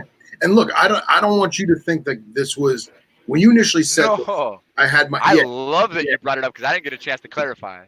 Right. And that's the thing is I'm glad we did clarify, because the things that you're saying now make me feel even better about it, because after you and I talked privately off of air, whatever, I felt better about it. And it is something that I look forward to do. And it's something that I would even aspire to contribute to. But I have like that devil's advocate thing in my head. And it's like, oh, wow. So like now it's going to be like, oh, if you don't have that certification, you're nothing. You know what I mean? Like that, those are kind of the things I was thinking about. That's true. And it's not going to matter. And I don't want it to be like that. But yeah. And I don't want it to be like that necessarily, but at the same time, it's like, let me ask you this. If you have the opportunity to get your concealed carry and buy your gun and register it and then carry it around with you downtown, or you have one buddy to your left when you're walking around downtown who does that. You have one buddy to your right who bought it from the guy down the street and just tucked it in his pants. How do you look at both those guys? You're right. You're absolutely right. I'm just saying, like, let's look at it that way, right? Like, they're both carrying the same gun in the same part of town. They're the exact same distance from you. They're going to draw them at the exact same moment for the exact same reason. But automatically, you're like, at least this guy's responsible about it. Yeah, this guy took a class. I got you. You automatically have a little bit more trust for that guy. You're right. Why can't we do the exact same thing with venomous snakes? Right. Well, I said it on the podcast episode. If South Carolina all of a sudden was like, "Hey, we're now putting a permit system in place," I would have no qualms with it whatsoever. Yeah, but see, here's the thing: I have qualms with permit systems because of give an inch, take a mile, and that's how it happened in Florida. It started off with no license, willy-nilly, do whatever you want. Then it became $5. Then $5 turned into $100 over the course of a year. Then $100 turned into $100 and 1,000 hours. And it was like, all right, you know what? 1,000 hours is reasonable. You can do that in a year and a half, 2 years, when you're only getting a couple hours a week, and it gives you the opportunity to pace yourself and really make decisions as to, do I really want to commit to this? It weeds out the people that just want the showmanship bullshit. And it focuses on the people that really love the animals. And then they changed it to 1,000 hours per group with 4 groups, one of which is Gila monsters, or Heloderma, excuse me. So now someone who wants to keep a Gila in Florida has to do 1,000 hours of hands-on experience with Gila monsters. Yeah. That makes no sense. And the rumor is that when they were doing the law, it was supposed to be 100 and somebody fat fingered an extra 0. And then when the commissioner saw it, he was like, that's fine, leave it. So, I mean, obviously that's a rumor, but that just goes to show you that they're doing everything in their power to weed us out. And they're doing a fantastic job of it. Originally when they changed the permit system in 2016, the permits dropped 50%. Well, guess what? Those people still had their animals. They just didn't renew the license, which I don't condone in the least capacity whatsoever. But and I think that making it harder is only going to promote more people to do it illegally and irresponsibly. I agree. Because if you don't allow people to have these animals that they're going to have regardless, right? Now they can't call their local hospital and say, I have these species, keep me on the list. If this phone number calls, expect to have this anti-venom ready. Yeah. You can't call your local poison control and say, hey, if I come in with a cobra bite, just to be clear, it's an Indian cobra, not an African cobra. Don't give me Cymer. Yeah. Right? Yeah. Like you can't And don't call tell them and anybody. set that up and protect yourself. You can't set up positive protocols. The people are going to keep them whether we let them do it or not. I got If you. we're gonna have people keeping them, I think that they should be able to do it and do it legally and do it Responsibly. responsibly. Yeah. That's it. And at least this way, and I'm, through the certification process, it's not going to be like I document every single person who does a registry or whatever, because that's another problem, right? Now we run into the problem, like you said, somebody 2 doors down is certified and registered. Now they know who to call. Can I do that? Because if I'm going to be offering registration to anybody who wants to take my course, whether they own them or not, I would have to just assume that they want to own them and are doing this ahead of time. Because if somebody, like, say you have 6 snakes illegally, but you want to take my course, if I know that, am I now obligated to our government to tell them that this person is illegally keeping? I don't want to have to do that. Yeah, you don't want to be that So guy. for me, it's going to be like, I don't know if you have snakes or not, and I don't want to know if you have snakes or not. All Right. I know and want to know is that you want to be a responsible keeper at some point in your life. I'm assuming that you came to take my course because you intend to keep them at some point. You want to do this ahead of time, and wherever you're going to get them and use this information that I'm teaching you is going to be legal. Yeah. But what you do after you leave my course is I can't have anything to do with that, right? Right. And I hate to be able to do that, because I would love to be able to sit and talk to people that are like, you know what? I've had 6 ring hall spitting cobras in my apartment in New York for 6 years. I have no protocol, no idea what I'm doing, and I would love to take the extra time to help them create a protocol, Sure. recommend Pittman's protocols, or help them set up, get them in touch with the snake bite doctor in their area. But there's a lot of problems there, and I already understand that. But the reality is, again, back to the basics, people are going to do it whether we want them to or not, whether it's legal or not. Let's at least give them the opportunity to do it responsibly. I agree. It protects the animals. It protects the people. Yeah. So that's kind of the whole point of that thing, and it is going to take a while, but it is something I'm interested in doing, and I want to get a lot of people and their input involved in the techniques and what we're teaching, because there is no one right way. We all live one way. Is that something you see U.S. ARC somehow being tied into? That doesn't really seem like their wheelhouse, but at the same time, it kind of does. Not really. I mean, they're for the hobbyist and for the protection and or changing of legislation. That's kind of what they do. It's something I'd be interested in talking to Phil about. However, it's not really like the venomous realm. Right. And I don't think that they really want to touch that because of the stigma, because of the problems, it's too because of taboo. everything else. Not to mention, they already have so much on their plate with everything else going on already, to take away from that for something that you're going to be hard pressed to change most of these laws. What we're talking about is like going into Florida and be like, hey man, we know you did that whole Lacey Act thing the other year, but can we just lift that, because there's a lot of people here who have them anyways. Like, can't. Yeah, we're gonna need you to just right? cancel that. Yeah. This is the same thing. Like, you can't just roll into Florida and be like, we know the Burmese are out, but nobody's letting them go anymore, and people are keeping them anyway. So can we just lift that for a little while? Like, it's not gonna happen, bro. And I get that. But for instance, let's turn it over to that, right? If you in Florida were like, listen, I'm a professional. I'm a certified instructor by the large reptile handling group, similar to what I intend to do. I'm a certified handler of large animals, large snakes.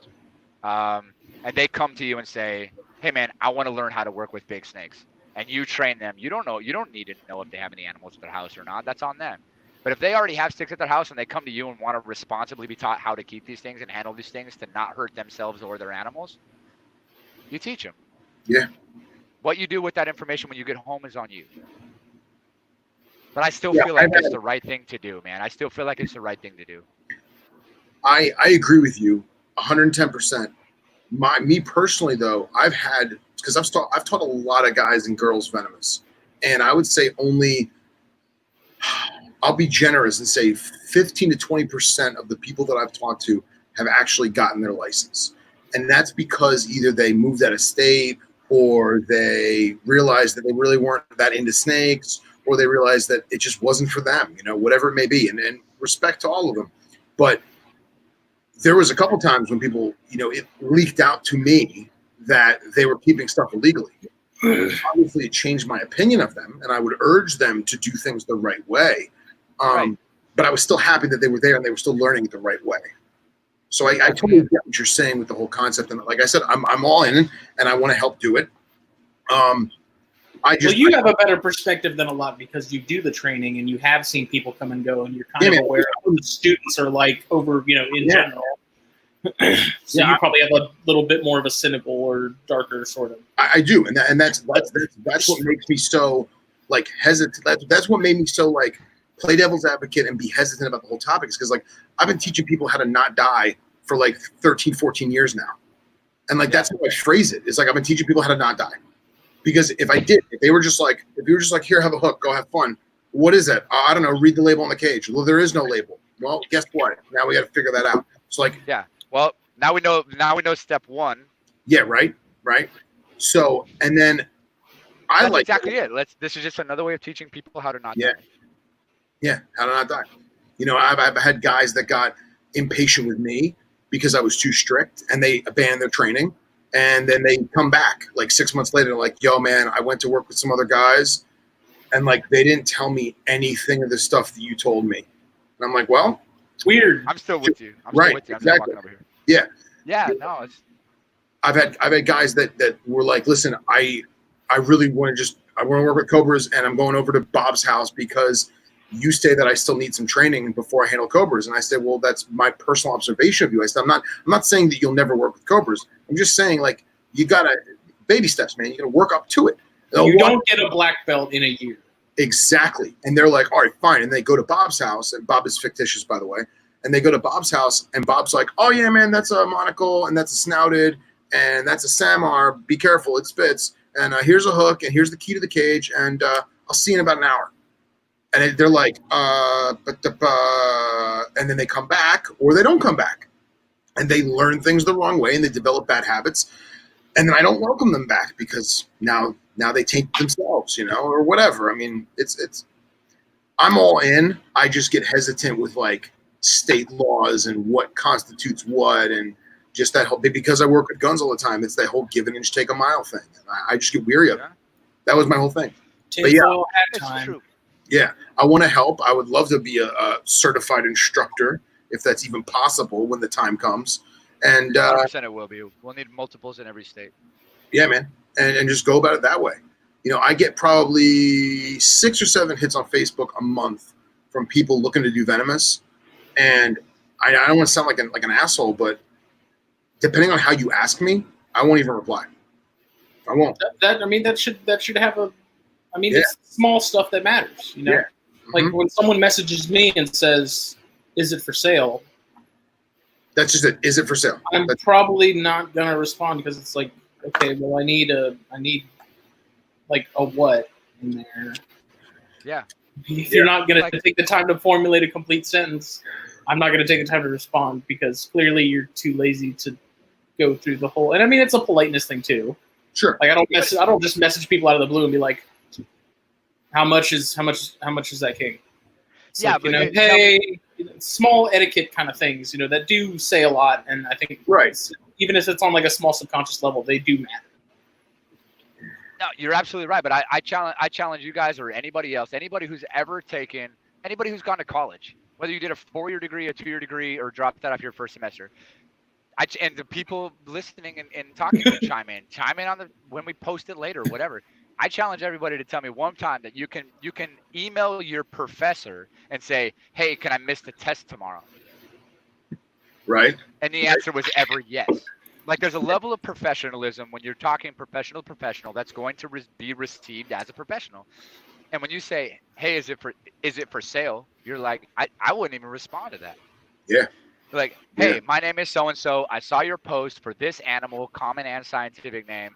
I was wondering if you'd be interested in letting that go. I've been keeping them for this long. I already have 15 others, 7 males, 8 females, whatever. You know what I mean? And like, I'd be like, well, not "Damn, even this if they've had, like not this even if they've person's been keeping legit." it. I'm just saying, Right. like, but if Yeah. that's the email you got in response, like, of course there's gonna be a lot in between. But if that's the email I got, to be like, "Yeah, come pick it up, dude." Like, Yeah. clearly you know what you're talking about, And there's it's not- a lot to be said for first impressions. It's not to be like snobby or anything like that, but it is like if you even exclude, not even talking about venomous, but even if you sold, even if it's dry goods, like what Brent's doing, Sure. hooks and stuff like that. If Yeah. someone's gonna come at you and kind of just be like, "I want a hook," it's like, Right. okay, I want $1 million car. But, Yeah.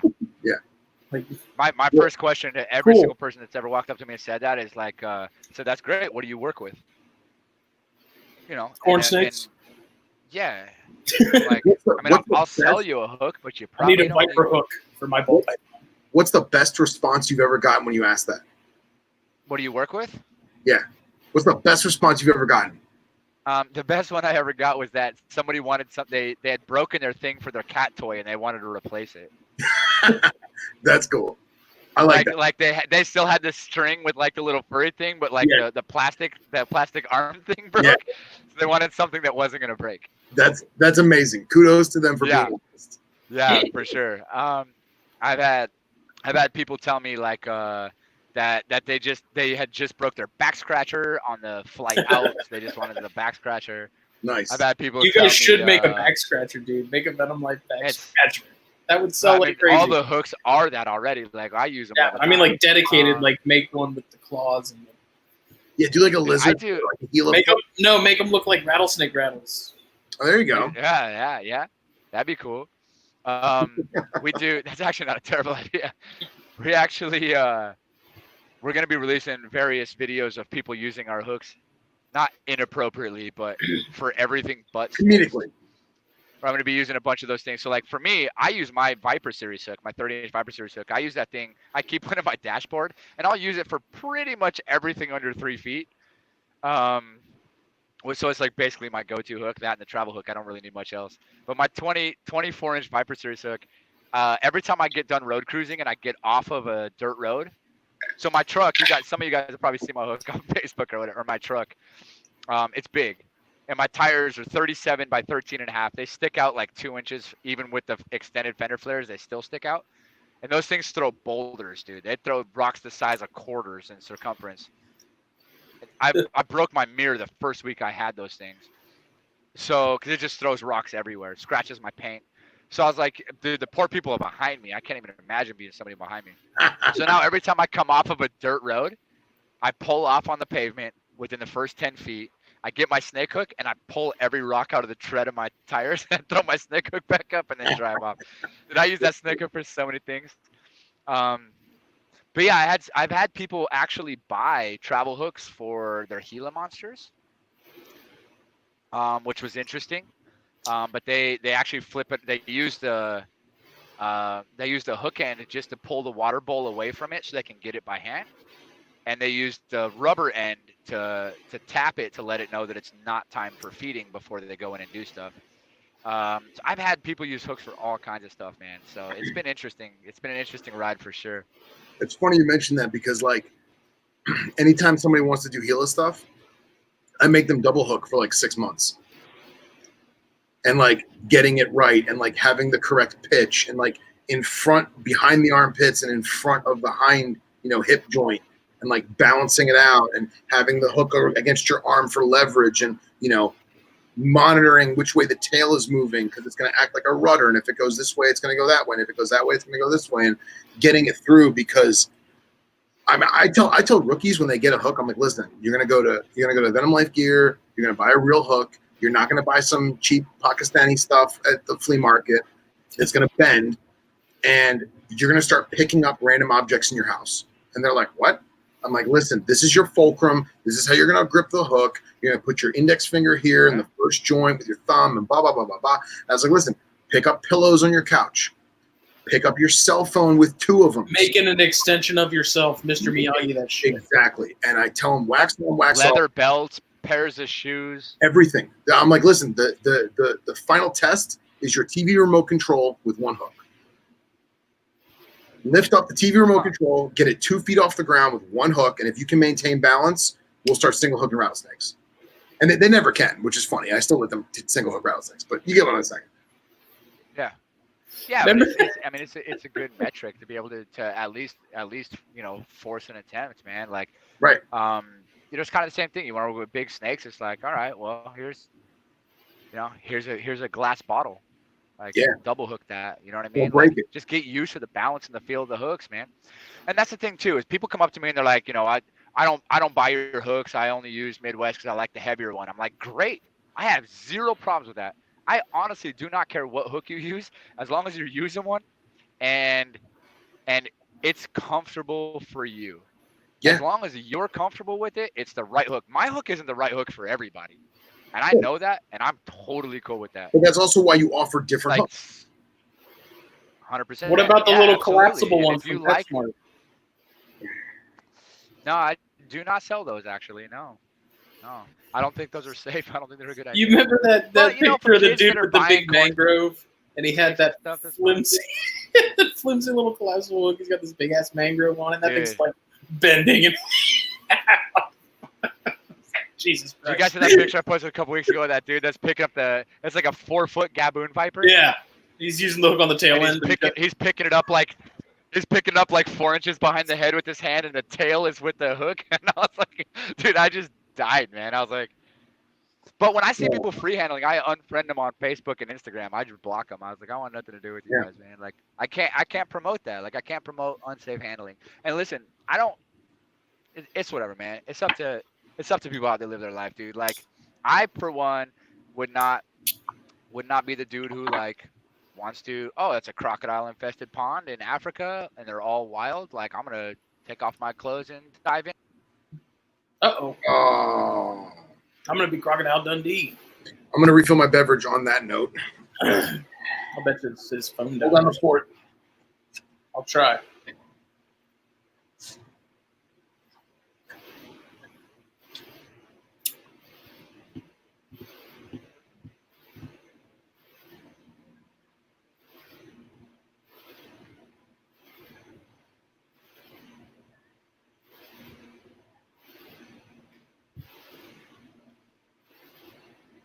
Hi.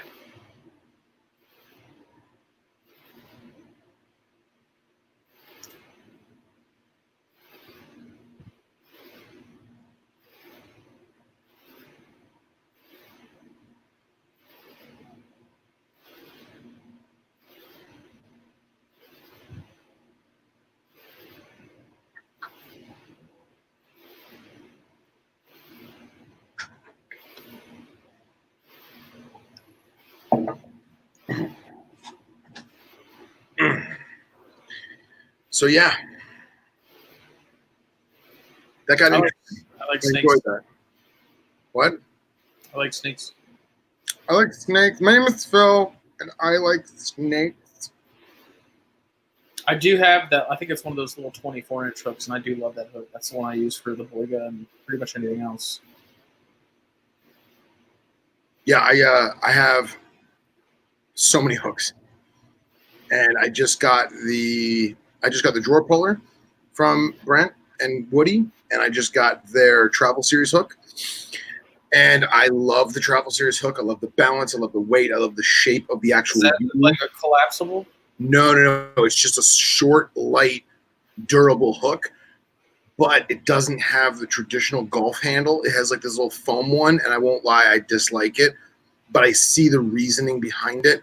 And I'm not using it for the way it's supposed to be used. So I know that if I used it for legit travel, I would love it even more. So like I'm not dissing it. I'm using it. I'm enjoying it, but I'm just not used to it. I think it's one of those things. It's like I have to embrace the change. You know what I mean? Can't teach an old dog new tricks. Yeah, I know, right? J Babies, thank you. He still has some. He has some for sale. So if you want some, hit me up. So hopefully he does come back. But did that go well? I thought that went very well. Yeah, I know I had more in my mind back when that I wanted to touch base on, and I don't remember it because it was like 2 months ago. But that's why we waited too long, man. I know. It's all right. It's all good. There'll be more. I'll think of it. 3 o'clock in the morning, staring up at my ceiling fan, going, "Oh yeah." So It's cool, man. I'm even more excited about Daytona now. Do you think that we can jerry rig this? Yeah, I mean, we don't even have to set up like mics and stuff. Like, I don't have any. I'm just using the computer's mic for this. I'm not. Right. Well, like my whole thing was I was thinking about ambient nonsense noise in the background. Are like people who are watching even going to be able to hear us? Yeah. That was my concern. I don't know, because the other option is like if we whatever room we have with the balcony, just us like sitting on us in the balcony or the computer in the balcony. Yeah. I don't know. Yeah, or better yet, we could find a dark alley somewhere and do it there. they have like conference rooms and shit too. If we really want to get like smoke in your conference. Oh yeah, I didn't even think of that. Because if it's not snakes and stogies, it's just snakes. That's right. That's right. Did you text him? Is he alive? Here, he's right here. He's right.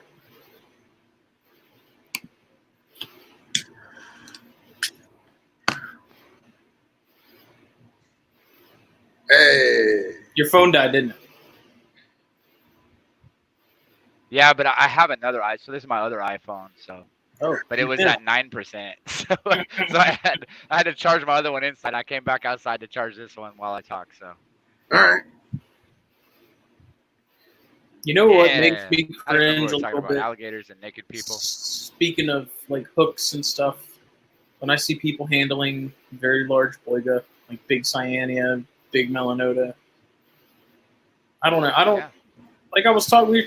We had that episode with Nathaniel from M Toxins, and like I brought up the fact that I feel like a lot of rear fang stuff is vastly underestimated in terms of what it can do. Of course. So now, like I see pictures of people holding these just large cyanea. I'm like, dude, I ain't that trusting. Yeah. So I saw, I had a friend who bought a big boiga, and she was like, yeah, but I did the research and whatever, and like, venom is like not that dangerous to people and whatever, and they're like, people don't like lose arms, it doesn't cause necrosis, like whatever, and I'm like, that's fair. You also know that I've seen some gnarly melanota bites. You also know that 150 times more people die from bees every year than they do venomous snakes, and those don't cause you to lose fingers either. So what does that mean? Like, they can kill you, but if you get stung, you're not gonna have necrosis. But they still kill 150 times more people every year than snakes do in the U.S. I just think they're considerably more toxic than we may realize, and I'm sure more research will come out that'll kind of confirm that. Yeah, I was reading a thing a long time ago. For sure. Saying the yield on a standard Dendrophila, if it hits you in a vein, it's enough liquid, not venom, just liquid, to kill you. Being in you, like if you took the same amount of liquid and did like Coca-Cola, from like an aneurysm or something. Yeah, like just like it bubbles in the blood or whatever. I don't know. I'm not a medical guy at all. But I remember reading a thing. It was like the yield of a mangrove in a vein is enough to kill you by the liquid, not just the venom. And they said it was like, yeah, if you took that much Coca-Cola and injected it in your vein, you'd be dead. I mean, none of mine are big, but they're not small either, and I'm just not. There's no point in taking the risk. It's like we have hooks. Like they're already high-strung animals as is. Yeah. Not to mention how many snakes, regardless of whether or not they're venomous, have bitten a human and it had a mouth infection that led to a fatally wounding or maiming or whatever you want to say. You know what I mean? I mean, countless. That happens all the time. Yeah. Can you guys still see me or no? No. You're just a black box. Okay, that's cool. That's good. And I'm trying to move inside now because now I'm trying to charge 2 phones, but I still want to talk. So. No, you're good, man. We can still hear you. No, you're absolutely right, man. But here again, back to the podcast I did is like, venom is venom, man. Like it doesn't matter if it's spider. I know people that have like crazy reactions to. I think I'm back on. Yeah, I'm inside now. I know people that have had crazy reactions to Mosquito bites, crazy reactions to like whatever spider bite, crazy reactions to garter snake bites. I've seen people that were bit by hognose snakes and their entire hand looked like a cartoon hand. Like venom is venom, man. Proteins and enzymes, and there's only one way to find out if you're allergic to venom, and that's to get bit. The wrong Like, way. that's it. Yeah. I was gonna say There's you no didn't drink scratch it. test at an allergy and asthma center. Like, you can't do that. Well, Yeah, there's also like with Boiga too. I think it's interesting because I mean, like, there's really not enough bite reports across the board on a lot of species in that genus, especially ones that are kept in captivity. That we really have like a firm grasp on exactly what the deal is. You know, I think like they know it's a 3-finger toxin. They know that it's like 3 times more toxic to lizards than it is to mammals, but that still doesn't mean that it's not like if you took that same venom and you put it into like a traditional delivery system of like an elapid or something like that, how would it compare? You know, would it be just as bad? Wait, we're talking about melanoma? I'm just talking about Boiga in general. Oh, okay. Yeah, but that goes back to like what Nathaniel. I need to pick Nathaniel's brain on it a little more. Yeah, but that goes back to what he was saying on the podcast of, you know, it affects different species differently. Like, for example, you know, caustic venom is primarily cytotoxic for frogs. If you were to milk a snouted night adder and inject it in a frog, that frog is going to seize up and turn to mush in 20 seconds. But if you inject in the mouse, but it might do nothing to a guinea pig. right? Yeah. You inject it in the mouse is like, why is my butt itch? You know what I mean? It just doesn't have the same effect. You know, we're the same way. You know, like you said, the bee stings or mosquito bites. You know, I remember I had friends in college. I had one friend in college that got bit by mosquitoes, and she was like, I have to move. She's like, I can't live down here anymore. Because when she got bit by a mosquito, it would make this big festering, like hive. Not even a hive, like a 2-inch in diameter whitehead infected pimple. And it was just a normal mosquito bite. And it was just the way that her body reacted to that, you know, whatever, you know, saliva, anticoagulant, whatever they got going on in there. Yeah. Yeah, and that's one of those things. Ticks are the same way. I mean, and it's a person-specific thing too. Like, you know what I mean? So it's hard to say, man, because, you know, we always talk about these animals being venomous and whatever else, but, you know, Dr. Mackesy up at UNC, I've collected a ton of Tantilla for him. Just black. Those are cool. Plains black snakes. Yeah. Tantilla nigriceps. I've collected hundreds of those for him over the years, and he's doing venom research on Tantilla. How you're getting venom out of Tantilla? The fact that they were venomous in the first place. I mean, you know, not to humans, we don't consider them venomous, but yeah, he's doing venom research on Tantilla. He's doing venom research on all kinds of tiny species that you never even expect to be considered venomous, but you know, they are. So, I don't know. I mean, to get bit by a Tantilla, I would assume would be fairly difficult, but they have a type of venom because or one of the venom experts wouldn't be working with them. So, you know, like it's just one of those things. Like, I don't know, man. It's really hard to say. It's really hard to say. It's just one of those things where it's like, you know what? I'd rather not ever know. I'd rather never find out if I'm allergic to venom or not. Yeah. And if you just treat everything with respect and safely, I think you're better off. And I'm not saying people can't handle their animals however they want to handle them. Like, again, that's up to them. But I don't condone it, and I don't know. It's hard to say, man. It's hard to say. But yeah, I mean, Boiga are a good example of animals that are, I think, kind of on the cusp. Like, yeah, I don't necessarily think they should be considered venomous or harmful. But I've seen people that could probably take a bite from a boiga with no problem and have no issues, and then they could get bit by a western hognose snake and, you know, have developed crazy blisters and or have heart issues. Well, the thing that made me like really sort of take a step back and say, okay, I should definitely not trust these things as much as I do as far as just handling them without a hook or something, was Ashley Durzan, I think is her name. She's one of the importers up in Canada. She got bit by a what I would consider a small cyanea. I mean, it wasn't big. It was maybe a yearling. And I mean, it was pretty impressive considering the size of that animal. And so after seeing Yeah. that, I was like, everyone talks about how cyan, most of the books, cyan, they're not, medically significant or whatever. It's like, I don't know that I necessarily buy into that, so. I don't know. And I do want to clarify too, when I talk about the whole bee thing and the bee comparison with venom is venom, and not all venoms are the same, but venom is venom, right? And I say that quite a bit on these things when I'm sitting here talking to you guys, and I want to clarify that, like, honeybees and Africanized bees or killer bees or whatever, like, those are not the same thing. Mhm. Like, people can get stung by a honeybee or a wasp and have severe issues. But when I say people die from bees, a lot of times those are killer bees or Africanized honeybees or things like that, where it's just pure volume. Like, like Phil was kind of talking about, like, it's just pure volume. Like, you don't have to be allergic. They just give you so much venom in such a short amount of time that, like, your body can't respond. So quantity is another thing too. Like,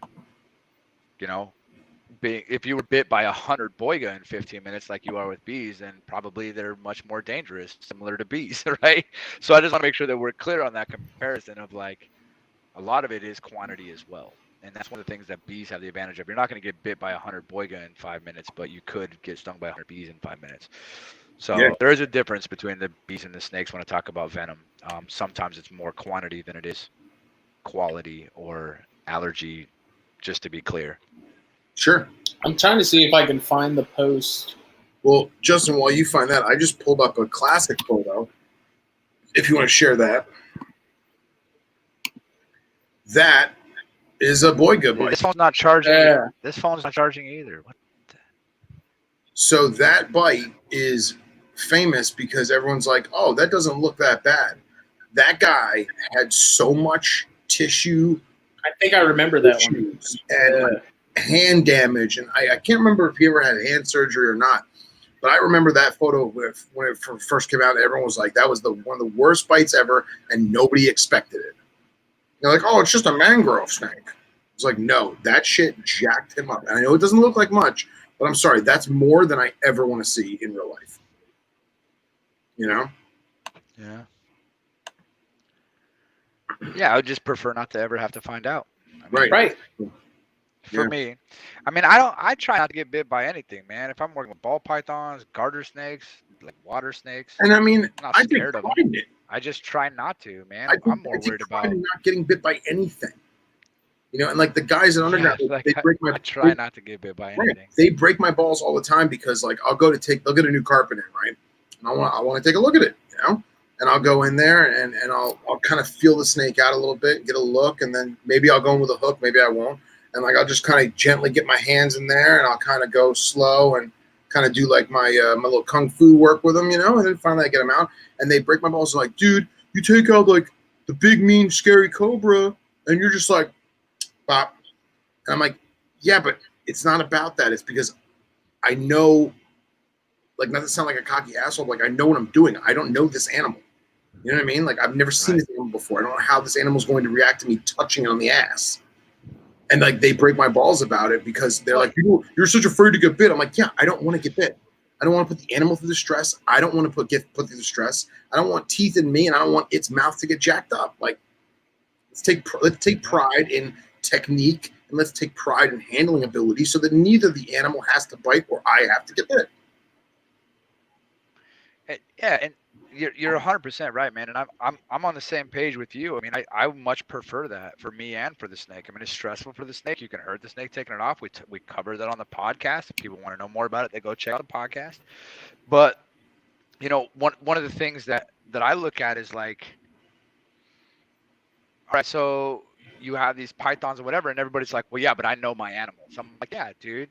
But it's like Mike Tyson, man. Mike Tyson said it best. Like I said on the podcast then too. It's like Mike Tyson said, everybody's got a plan until you get punched in the mouth. Yep.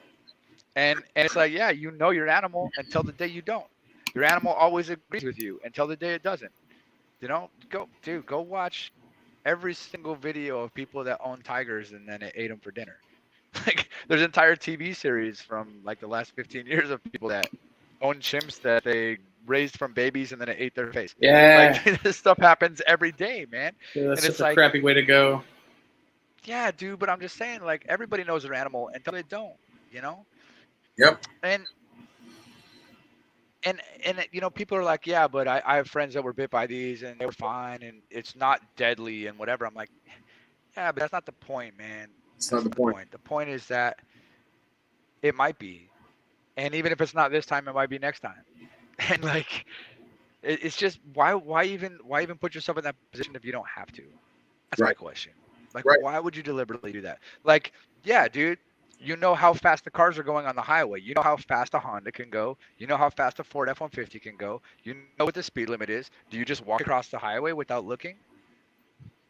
Do you just walk across the highway lackadaisically Yep. because you can estimate the speed of an F-150 versus an RX-7? Yep. Do you just walk across the highway because you have seen that truck drive to work 3 days in a row, so now all of a sudden you can just walk in the highway? No. Yeah. So why would you put yourself at that same risk with anything else? Well, it's my new Not to favorite mention analogy. damaging that dude's F-150 at the same time. Like, Oh yeah. why would you do that? The my new I just favorite don't analogy understand. is: do you put the seatbelt on right before the car crash? That's my new favorite analogy. You know, people talk about like, oh, I don't carry around the chamber in my gun. Do you put the seatbelt on right before the car crash? You know, you say, hold on, bad guy, put my seatbelt on. The one of my favorite stories that I ever heard. Please pause for just a second. Yeah. One of my favorite stories I ever heard was I used to work with some people that did a lot of venomoid stuff, and it was all professionally done by veterinarians, silicone implants, you know, anesthesia, the works. And they used them for movies and shows and stuff like that. And Steve Irwin was doing a huge thing in LA. And he was going to be on some, you know, late night show or whatever. And they wanted to get Australian animals. And one of the animals on the list was Taipan. And I knew a guy who had like a 7 or 8 foot coastal that was venomoided. And they wound up getting it to California because the guy who did the snakes for the movies had the license for the exotics in California. And I guess when they were behind the scenes, like prepping all the animals, like before the show aired, before the show went live or whatever, Steve Irwin opens the bag real slow, sees the Taipan, closes it, and says, "We're not doing it." And the guy says, "You have a hook. You're Steve Irwin. It's venomoid. We know it's venomoid. It's proven. We tested it. Why won't you do it?" He goes, "It's not worth it." He says, "The snake's not going to want it. It's not going to do what I wanted to do. I've never worked with that snake before in my life, and there's no need to stress the snake, and I don't want to get bit, regardless if it's venomoid." And they're like, "Okay." They brought out a carpet python instead. And like that to me was awesome, because like all the odds were in his favor, and he still chose to do the right thing. Yeah, and that's just it, man. Like I fully agree because you know for me it's the same thing when you're talking about Steve Irwin. Like I said, is a perfect example. That guy, I grew up watching him, and I thought until you know basically until I could drive a car that the only right way to pick up any snake was by the tail because I thought that's how you picked up every snake. Like, you know what I mean? Because that's all I watched my entire life, and you know it was one of those things where I had to make that decision too. Like, I'm not going to post doing anything that I wouldn't recommend to anybody else because I don't want some 7-year-old kid to see me doing something and then go out and try to do the same thing, just like I used to do, like you used to do, like everybody watching used to do. We all Yeah. grew up watching people do stuff on TV and thought that that was the only way you're supposed to do it. And especially as a kid, man, and I just don't want to be the one who's like, you get the call or the letter from the parents who's like, my kid saw your Facebook video of you, you know, out doing whatever and not doing it safely and holding a snake with your bare hand. So he tried it and now he's dead. Like I don't ever want to have to deal with that. Right. Yeah. And so being a responsible presence in the venomous community, I think is important. I don't know, man. It's just one of those things like, yeah. So I have a lot of friends who like to skydive. I've never done it. I have no intention to. I'm not jumping out of a plane unless it's on fire and I have to. That's just my preference, right? Sure. What a freak. But a lot of people love that stuff, man. It's like, all right, cool. So that's your best friend who you've known for 2 years. You're gonna let him pack your shoe? Yeah. You know, that snake is your pet that you've had for 2 years. Like Yep. I trust this guy, but not that much. Like, you know what I mean? Like at what point do you draw the line on trust, especially something that has a brain this big that only understands instinct, fight or Yeah. flight? Like that thing has no frontal lobe. You know, it doesn't have the ability to make logical decisions and have emotions and things like that. Like I don't know. I just don't trust it myself. That's all. So back to the whole conversation with the boiga and I mean any of the mangrove snakes or cat snakes and cat eye snakes and any of those things. Like I guess it's just personal preference. And again, technically, if you want to get technical, tantilla are venomous, hognose are venomous, Right. garter snakes are venomous, cat eye, all those things are venomous. So like, where do you kind of draw the line on what is and isn't venomous? Right. Because if people can die from a hognose bite but take a full bite from a prairie and not have issues, like where do you draw the line? Yeah. It's hard, man. It's hard. And I don't envy the people who have to make those decisions for sure. And that's where back to the original conversation about, the states and their laws and things like that. For most states it's easier, like Lacey Act, CITES, things like that, where it's easy to just say, you know what, we don't want to have to deal with it. So let's just make it illegal everywhere and now it's not our problem anymore. Yeah. Yeah. And it is easier and arguably safer.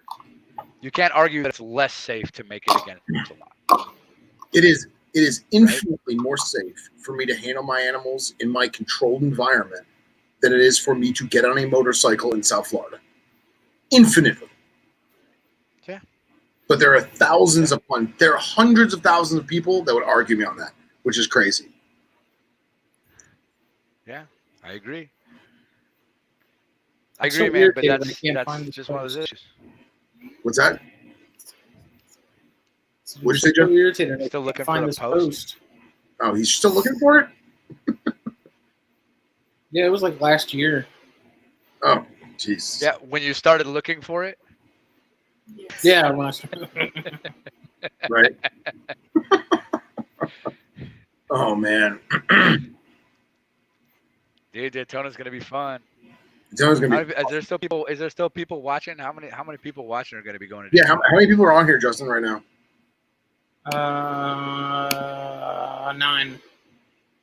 All right. Nice.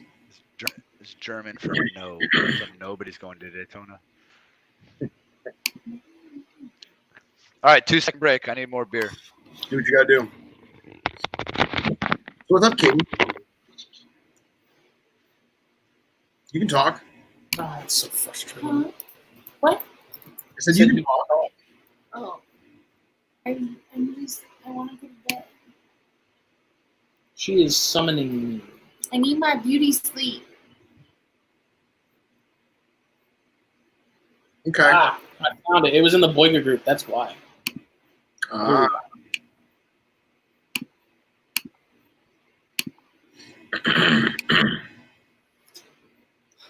Whoa, dude. Look at that finger. Oh, my gosh. Said held on for a good 40 seconds. How do you let that happen? How do you let that happen? I don't know. Let's see. She posted other pictures of it. No. We were talking about Boiga. Yeah, so she said she doesn't make a habit of handling it, even though she has a bunch of pictures of her handling them. You'll regret it one day. I had a cyanus smaller than that one. Grabbed my finger good once and swelled purple crimsons. And I mean, she's talking about one that's smaller than that. I mean, that's like a year or so. Yeah. If I had to guess. Yeah, but look at how she's holding it too. Like, look at how she's holding it. Well, that's the original poster. He got bit by one. I guess he didn't have any issues. That's what I'm saying. That's a man hand.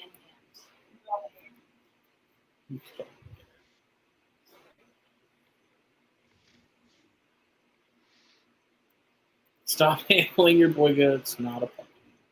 From Chris. That's from the guy. The Boiga guy in the world. Yeah, that's hilarious. Yes, you did. Oh yeah, I commented on that. It was a year ago. I said I have a small yearling. Hasn't taken. What did he say? But I What wouldn't did put it Chris say? past him. He said, "Stop handling your Boiga. It's not a puppy." That's fantastic.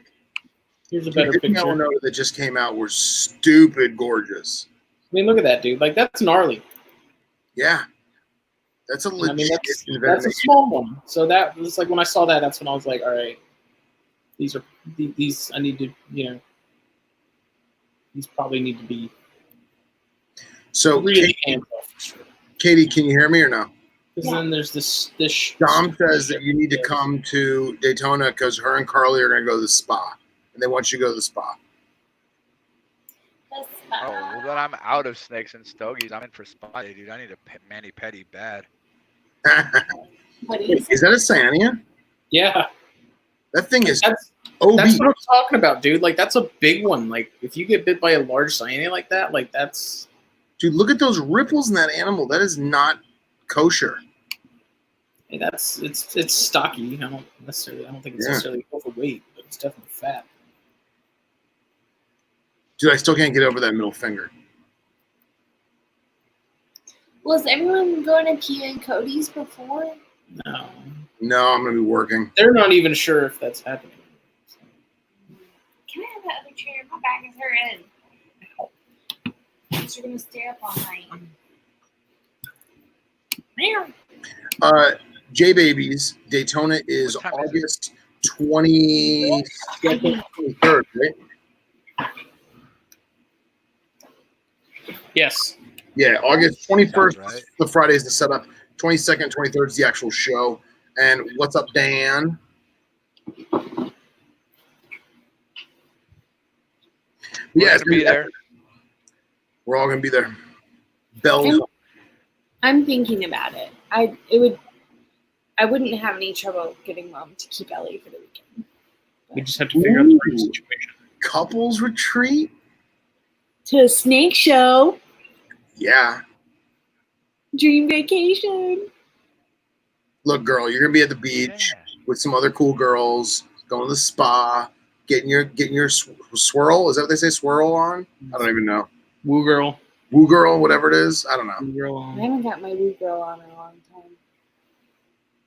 No, but for real, can I go along for mani-pedi day? Put your head a little closer so I can hear. Brent wants to go to a mani-pedi day. We'll take you, Brent. I Brent can- Minimus. I can see him standing in the lobby. Of the exotic. spa. What's that? Yeah. I was saying I could see him in the lobby of the spa being like, man, these cuticles, all kinds of fucked. I need another Yeah, mimosa. let's do that, dude. Or sangria, either one. I don't care. Or It's not big. sangria.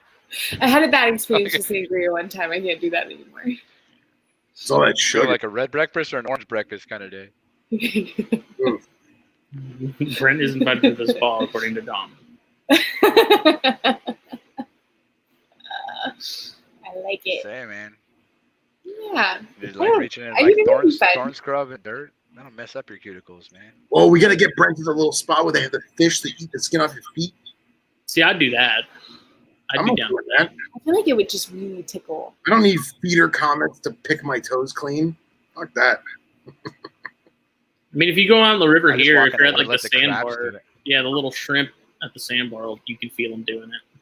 Shrimps. Mm. It doesn't feel bad, actually. It's It's gonna kind of nice. Oh, It's gonna be a shrimps. blast. What? What is that?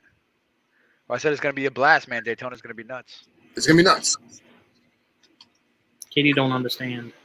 Well, I mean, based off of what I saw on Snapchat last year, I have a little. Ah! Ah! Get it off! It wasn't even your arm. It was on my arm. I know. I don't like it. We have a ton of magnolia trees next to the house, so there's like little tiny roaches everywhere. Tiny roaches. You had a roach on your arm. Yeah, a little one. I don't like it. That's She like- does, yeah. I don't blame her. It was like that big. It wasn't one of Tiny. the palmetto bugs. Those are the worst. It's a roach. It's not a Anybody real calls- palmetto bug. We had this conversation very Well, early actually- on, Phil. To be fair, Yeah. they're not bugs. Roaches aren't bugs. Aha. They're not They're bugs. insects, not bugs. They are insects. I don't care for them. I All love, bugs are insects. Not all insects are bugs. I love Totally real different. palmetto bugs. They're fucking adorable. What are? Real palmetto bugs, like the real ones in the palmetto scrub. Dude, it's a roach. We looked it up. I know, but they're You can adorable. come get the little Burgundy. population that wants to hang out on the porch every night. Yeah, we It's have like like a 5 whole of little them. group that all kind of sit in like a little semicircle. It's We disgusting. have a little powwow. I'm waiting for one to fly on me. That should make it easy to squish with one shoe. Like, I don't understand. Just get them all. Throw that close together. It's like one can of like hairspray and a lighter. Like, I don't understand why this is so hard. You need a salt gun. Oh wait, you Those said they're salt guns are roaches? expensive. They're like $40. You spent $75 on cigars this week. Right, those are cigars. That's different. Those need to happen. That's different. I'm not into maiming any animal. I know. He catches all the critters that I Yeah, find there's, inside like, the house spiders in and the lets house, them and I'm out. like, release them. What else am I supposed to do? Squish them. No. It's Do rude. away with them. To be fair, they don't have brains. They have ganglion. Ganglia, buckles, so, nerves. I don't. no. She's completely fine when Phil sends me random scorpions in the mail, though. I was not cool with that, as you remember. That's the guy to blame. I know. Speaking He of random returned the scorpions, bottle of wine This- to this guy apologize. right here. did by the way, did you guys drink the wine yet or no? Oh yeah, it was awesome. Good, I'm glad. Speaking of random scorpions, so we were mentioning earlier that there are some individuals on the internet that have made a living getting stung, bit, and or maimed in the public eye. And Yeah. their intentions is to, at least their vocal intentions, is to reach a wider audience and spread the love and the curiosity of these exotic animals. Does the name rhyme with Peyote Jeterson? Yes, it does, actually. I got a phone call from one of my old hunting buddies' sisters, right? You left it open. She called me and she says, "Hey, I need your advice. My son has been watching X, Y, and Z on YouTube, and now he is infatuated with getting bit and or stung by backyard animals. So apparently he had already caught about 3 or 4 honeybees and held them to his skin to get stung. He's not allergic, thank God. Now he wants a pet scorpion because he thinks it's the coolest thing in the world. And she's basically terrified that he's going to he wants it so that he can sting himself. And she originally had gone to the pet store. Moms do crazy things. She'd gone Let to me the get that Andronicus. No, they were talking her into a heterometrus. I think this child might need some therapy. I don't think it's that. I think it's watching the damn show. He wants to be the guy on the show, you know? The same way that the 3 of us watched Steve Irwin when we wanted to pick up snakes by the tail and use a stick. Like, he's doing the same thing. It just happens to be something way more dangerous than us grabbing a garter snake or a Nerodia by the tail and getting mussed on. So she's like, you know, should I not get this? She calls it an Asian forest scorpion, and she showed me pictures of some heterometrus species. And I was like, yeah, do not do that because you know he's going to get stung. The venom is a lot worse than some of the other native stuff that you have where you live. And I would not advise it. Oh. Sorry. That was the end of it. But I found it incredibly interesting because now it's not just somebody that you heard of on Facebook or like, oh, I know a friend of a friend. This is like a legitimate person I know in my real life whose child is now acting out this stuff. And like, I can't get mad at the host of the show, and I can't really blame the parents because mom's trying to do the right thing. She can't stop the kid from catching bees and stinging himself in the backyard, you know? So it's like, what do you do with that? Right, but so for me, and we talked about this on the Herpetological podcast when we did our 2.5-hour episode, and when I turned down the opportunity to host Kings of Pain, it was for exactly that reason. Yeah. I was originally cast, and that show was sold to History Channel with me as the host, and then I backed out, and the production company was super mad. They made it very clear that they did not like me at all, and I was okay with that. Yeah. I have a duty as a responsible educator. I have a duty to do what I believe is right, and I thought that it was irresponsible for me to go on national television and teach 7-year-old kids to How to pick get up bit by wasps and put monitors. them into their calf. That's really responsible. You And did the right thing. I think that that's incredibly responsible, in my personal opinion. Yeah. And if other people do that, that's fine. But you know, it's just one of those things, man. Like where there's entire documentaries dedicated to Columbine Right. and watching school shootings and things like that. Like if your kid Glorifying sees it. that, is it going to make them want to do it more or want to do it less? And there is that argument, and I can't be mad at them for that argument to say, like, listen, I told you this really hurt, so you probably shouldn't do it.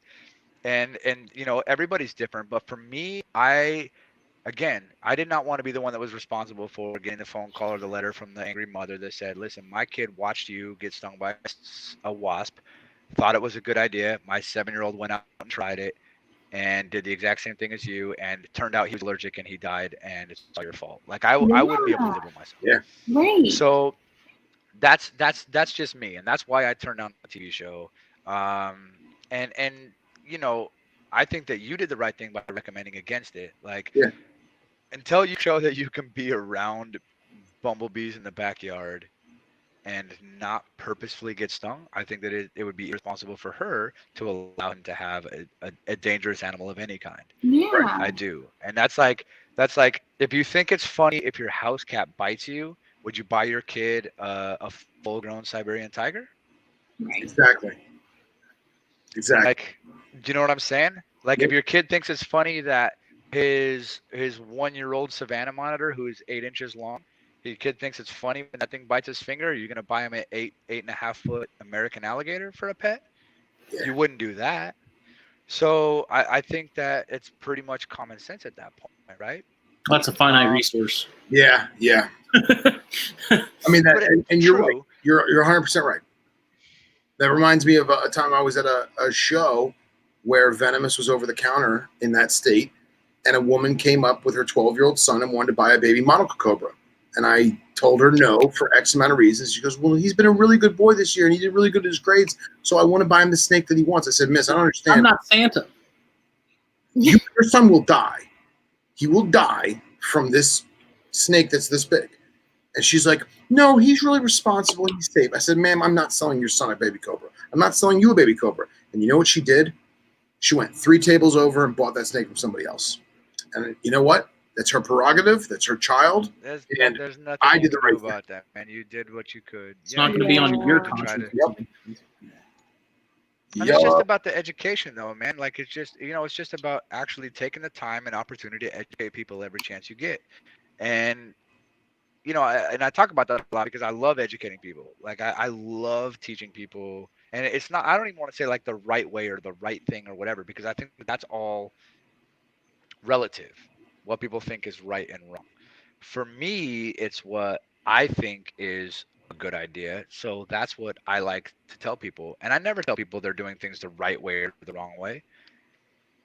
I make suggestions, right? Sure. And I suggest do not put the boyga up to your face or put eyelash vipers around your neck for Instagram pictures. Yeah. I just flat out don't condone it weirdo. because personally I don't think it's a good idea. Yeah. But again, like there's people that really enjoy jumping off of bridges. I would also highly recommend against that. And I never tried it. I don't like it, but there's people that do it every single day of their lives. So who am I to say what's right and what's wrong, you know? And I try to remind myself of that consistently. Like, I'm certainly not the best venomous keeper, venomous handler, venomous expert, venomous anything. I'm not. I just happen to be somebody who's well versed and well connected in a lot of the world. And if I don't know the answer, I have no problem saying that. And if I want to know the answer, I do know the world's best professionals and experts in all of those fields, and I'm more than happy to ask them. And I think that that's one of the things where, because I like I said with Benjamin Franklin, a man who knows everything learns nothing. The And Dunning-Kruger effect. and Yeah. yeah, and that's what I try to promote, man.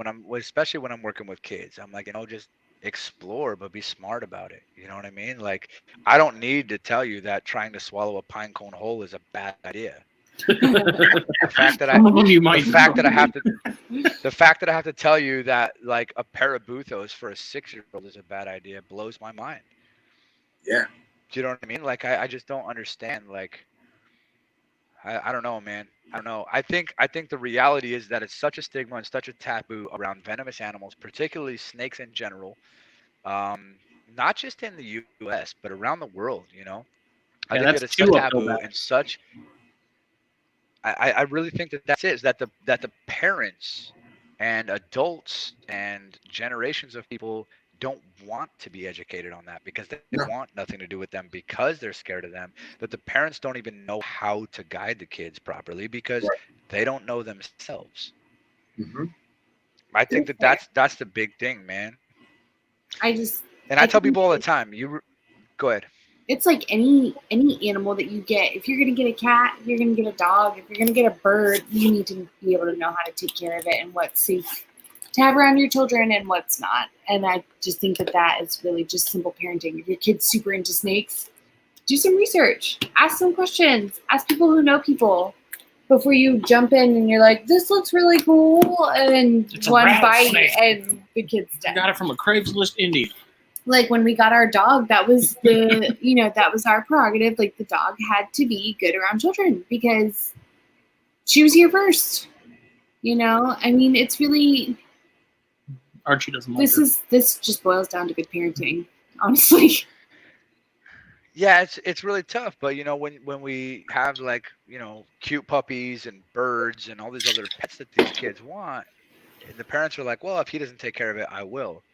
Snakes generally aren't the same. The parents are Yeah. like, all right, well, you're taking care of it. I want to go in your room because the parents don't want to know about it because there's this innate fear around them, generally because of lack of education. I can tell you in the years and years I've done education through being an instructor for becoming an outdoors woman, to educational classes at the museum, to talking behind the scenes tours at zoos, to national academic herpetological societies and Venom Week and all of these things, and talking to people, I've changed more minds of parents on snakes at children's programs than I ever have at adult programs.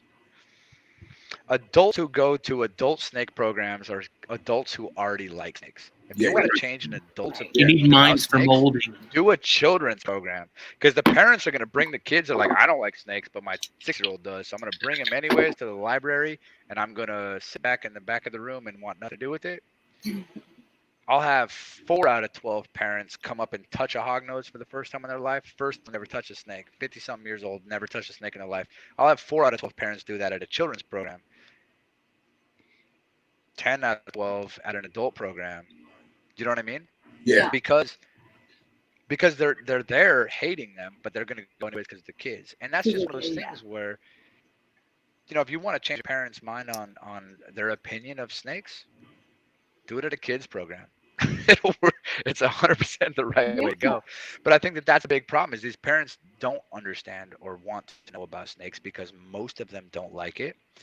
And so they just kind of like, you know what, my kid's responsible. He says that he can do it and I trust him. And it's like, like you said with the dog, if your kid wasn't taking care of the dog and you got your dog for your kid, are you going to let the dog starve? No, you're going to take it out. You're going to take care of it. You're going to feed it. You're going to water it. You're going to clean up after it because you got it for the kid and you're going to own that responsibility.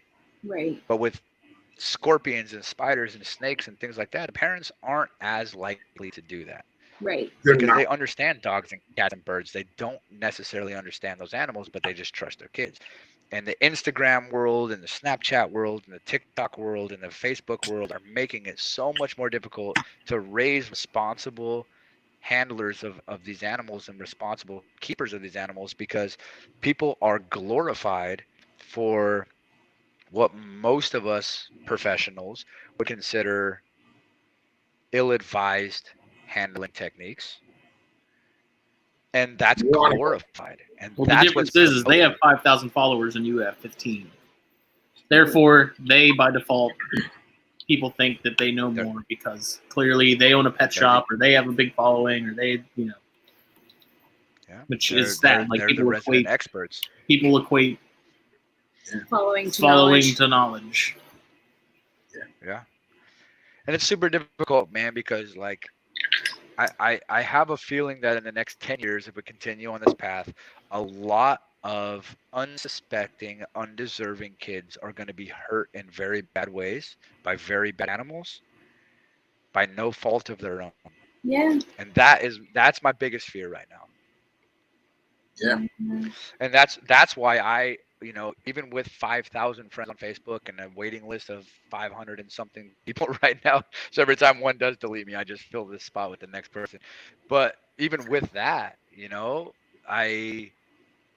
I see somebody free handling anything, they're blocked and deleted forever. And I don't even bother to go back and check and see if they're still doing it. I have no time or patience for people who do stupid things. Yeah. When there's so much knowledge. Especially being the owner of a stick hook company and working on a national certification that's nationally recognized for safe handling, doing venomous snake training videos for the Department of Defense, working with Ben Abo and Sean Bush and Jeff Fobb and all these guys. It's really Spencer Green. It's really hard for me to be like, oh yeah, I think that guy's cool. I'm his friend. Like I can't do that in your consciousness, right? Like no. You're my hero. Yeah, it's really hard for me, man. It's like, and I talk about the whole thing with the like F-16 pilots, right? They have to do years and years of schooling, and you have to have a degree, and you have to have so many hours, and you have to do these things, and arguably more people die from venomous snakes in the United States than people who fly F-16s, and that should be more dangerous. Yeah. Right? They're going to war for flying an F-16 fighter jet should be more dangerous. Faster than the speed of sound. Yeah. But how do more of them survive? Well, they have a certain respect for what they do. They took the time to educate themselves. They do it as a profession. It's respected nationally as a profession. And nobody without a pilot's license gets to go around posting pictures of them flying F-16s and shooting off rockets because they have one in their backyard and thought it was a cool thing to do and got more followers.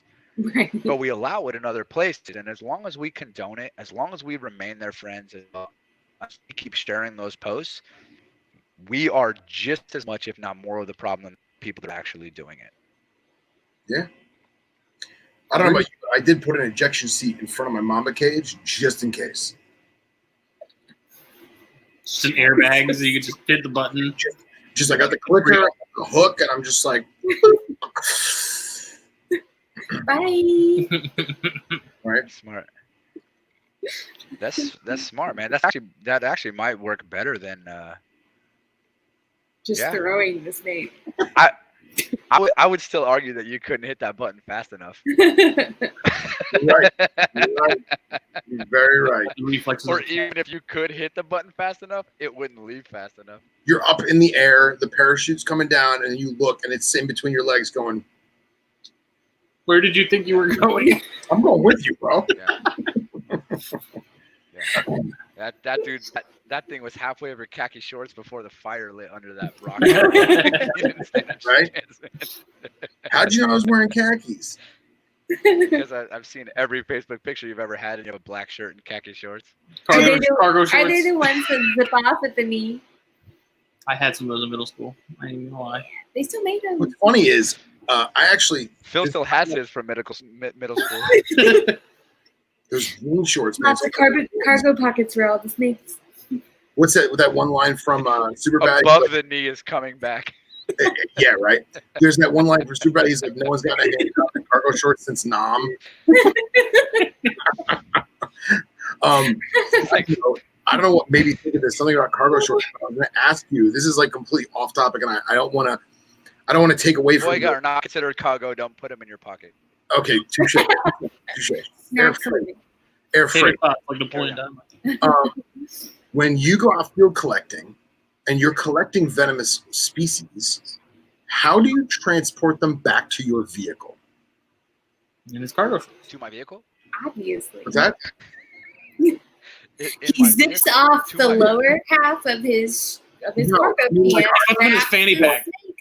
All right, so like for example, you had referenced how you have this incredible adventure to get to where the ridge nose are, and you're field collecting original rattlesnake for scientific purposes, and you have collected this animal, how do you bring it back to civilization on foot? How do you do it? Generally speaking, if the hike is expected to be less than an hour round trip, I actually strap a bucket to my backpack, Okay. to my day pack, which And then one of and which you my bag- main one is sitting right here. Okay, and you bag the snake and then put the bag in the bucket? It honestly it usually depends on the size of the snake. Okay. But you're using a hard plastic Yeah, bucket on your back. I put a full 5-gallon bucket with a Gamma Seal lid and labels on my back, and I use like a small strap, bungee cord, or a carabiner. I'll just usually clip it to a carabiner and put one bungee cord around it to keep it from swinging and hitting me in my hips. Yeah, dangling It'll and bruise stuff. after a while. Snake getting all jumbled around. So that's generally what I do. I'm not gonna lie, man. The super small montane ones, if I'm going up, like if I'm going on a 2.5 hour, 3 hour hike one way, like 2 Right. hours just to get up to start looking for those things, and I know it's gonna be a 5-6 hour day, most of the time I won't bring a bucket.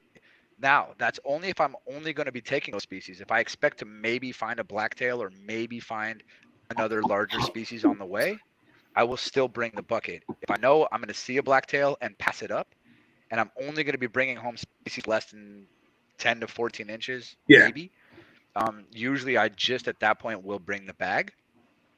My backpack has a full back support in it. That's a hard plastic.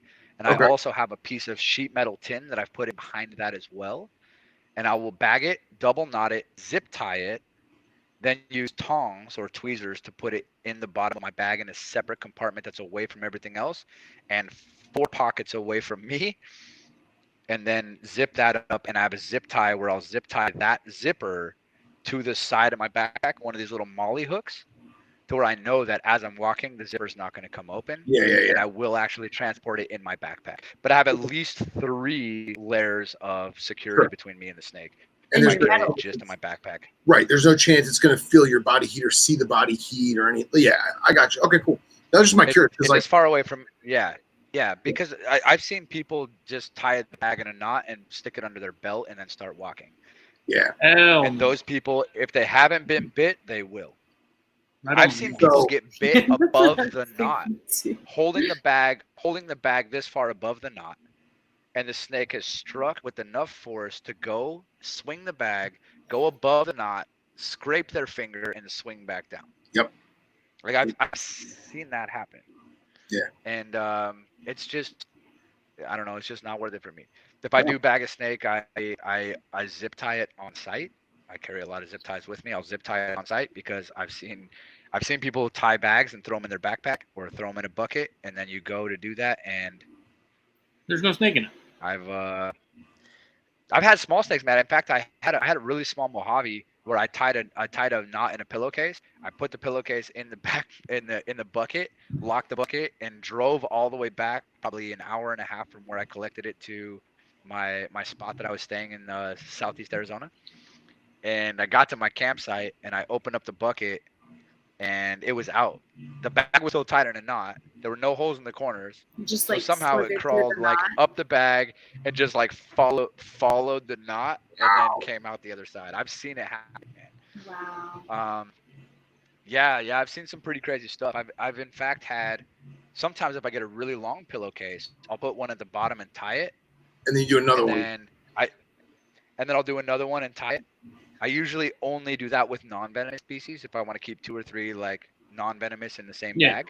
I generally don't double or triple knot venomous stuff because it's just too unsafe to try to untie. Tying it isn't as difficult. Untying it is way more dangerous. Yeah. But I've actually done that to where I opened the first one and these were non-venomous. I think it was a glossy, a lecontii, a long-nosed snake, and a hognose, and I had three snakes in one bag, triple tiered, triple knotted. And I opened the first one and the hognose came out. I opened the second one and both the glossy and the other one came out and the knot was still tied. I've seen them come through the knots, man. And I'm like, well, I guess I'll never do that with a venomous snake. Houdini. No. So, but that's the thing, man. It's like, to say I'll never be bit is a silly statement because I work with them quite a bit. And, but intend it to never be bit. I hope to break the stigma of the numbers game and say I've worked my entire career, my entire life with species from all over the world and never been bit. I hope to be able to say that. Yeah. However, I try to be as careful as possible. I mean, I knot everything, double knot, zip ties. I mean, I do all kinds of extra precautionary stuff. Do you ever To the use point hard where, plastic containers? huh? You ever use hard plastic containers, like delis or Tupperware or anything? So when I ship, so like I when I mean, would come back with, like, for like when I'm out in the field. Yeah. Now I have in fact done it to where I'll get them back in a 5-gallon bucket or whatever. I'll have 6 5-gallon buckets in the back of my truck, and I'll get back and I'll unload them and put them into shoe boxes, Tupperware shoe boxes or whatever, in their bags. Where like I lay the bag out, I put my hook down, I slide the snake all the way to the bottom, step on the hook, pull the thing up, write with the magic marker what snake is in there at the top of the pillowcase, and then use tongs to put the pillowcase in it, and then snap the thing shut. And then I use tape to go around it, right? Yeah. And then if I get another one, I cut the tape, open it, put another bag in, close it, and then retape it, and then leave it at the place. I've done that before, but that's only just for like basically storage once I get back. I've never brought those shoebox containers or any Tupperwares out into the field. Okay. For me, I prefer the buckets with the gamma lids, the screw-on lids, even though they're kind of bulky, they can be a pain, they're hard to carry around. And those are the ones with the ratchet. I would rather, huh? Those are the ones with the ratchet where you start spinning it and it goes and ratchet shut. No, the Gamma Seal lids are just the ones that you can put on any 5-gallon bucket. It's just a lid that snaps on with the O-ring that screw on. They don't necessarily ratchet, but they screw on. Yeah, I've got one right up there. When I have my Atrox. Yeah, that's so I just use those, and I feel confident with those. I've never had as long as I put it on myself and I put it on tightly, I've never had a lid come loose. I've never had an animal escape. I actually have video, which I should send over at some point. But I actually have video where I put a GoPro in the side of a 5-gallon bucket, dropped in a Western Diamondback, and I have video of it striking and hitting the lid. When I went to open the bucket later, it saw my shadow through the white lid and struck at the lid, which is why I don't put holes in the lid either when I drill my holes in those things. I put them underneath the lip. Yeah. Which you can see in one of my YouTube videos about how I load my truck. But yeah, I just like to take no chances. I mean, I just, you know, I undo the lid, I open it like a shield, but I don't like the thought of like anything that just snaps closed. I don't trust to put in my backpack or, I don't blame you. Or, you know, I don't know. I get ridiculed because I use water bottles. And I actually, if you go in my car right now, you'll find like 10 Fiji water bottles. And it's not because I'm a bougie little girl, but Fiji water bottles are clearly you are. You had to drink that water to make them empty. You're very true. Yeah. Very true. It's like all the corks that I saved for my wine cork projects. Right? I use the Fiji because it's so thick plastic, and I'll cut air holes in the Fiji, and then every time I find a rattlesnake, obviously it's got to be a rattlesnake that fits in the Fiji water bottle, I will tube the rattlesnake into the Fiji bottle and then use tweezers to put the cap on and screw the cap on, and then that's how I'll take it home, because I don't have, I'll be honest, I never thought to put the 5-gallon bucket on my back. That sounds ratchet as shit. Yeah, it does. It works like a son of a We're all bitch. thinking it. I'm just saying. I'm telling you. Yeah, but how do you... Like, wait a second. Phil's walking down a hill. You can hear Brent's like thoughts. 6 Fiji That's water bottles. exactly what I was not saying to do. Well, so there's a rationale to this. Did you not listen to anything that was just said? No, hold on. So I learned from when we used to get shipments from Africa, and everything would come in horrible burlap sacks with no stitching. It was like stapled burlap and film canisters. Western Mambas in it, no big deal. And, dude, you get a bottle, you get like a liter bottle of water that is like that, like it's like crinkly, like it feels like cellophane water bottle. Really thin plastic, yeah. And there's like 5 baby, Nivea in it, and like that's just like how we did it back in the day. We just used bottles, but Now I've elevated to the Fiji water because it's a thicker plastic. They also used to ride horses to work. Do you still do that? No. Now I can't afford one. But and then what I'll do is Cheaper than your car. right? And not to feed it. And yeah, that's usually what I do. But You really regret bringing this up now, don't you? what's that? I wish I had told You you really about this. regret talking about your No, this is what I listen, man. I want to know, like, where do you put the holes? Where do you put the holes that it's safe to hold? I'll show you. Just get your beer bottle. I'm telling and you, a fanny put some pack. Saran wrap over A the thick top fanny of it. pack. Give me a minute. I'm gonna show you. I'm gonna show you a pygmy from like last week. Bro, if you don't start putting them in a Mickey Mouse fanny pack, I'm gonna be super disappointed. And then when Florida Fish and Wildlife pulls you over, they're like, "What's in the fanny pack?" And you open it up, it's got like five man. pygmies in it. You want to see? Yeah, you're like dusky pygmy. Yeah. Open them up very gently. Yeah, that is definitely a thing. Everyone's like, "Hey man, what's in the water bottle?" Don't fucking touch it. Where did I put? I just took this picture and now I lost it already. I have so many photos. This is horrible. Show us a picture, and then Katie wants to go to bed. Yes. Okay. Look at these. Look at those eyeballs. I need my beauty sleep. So here's one.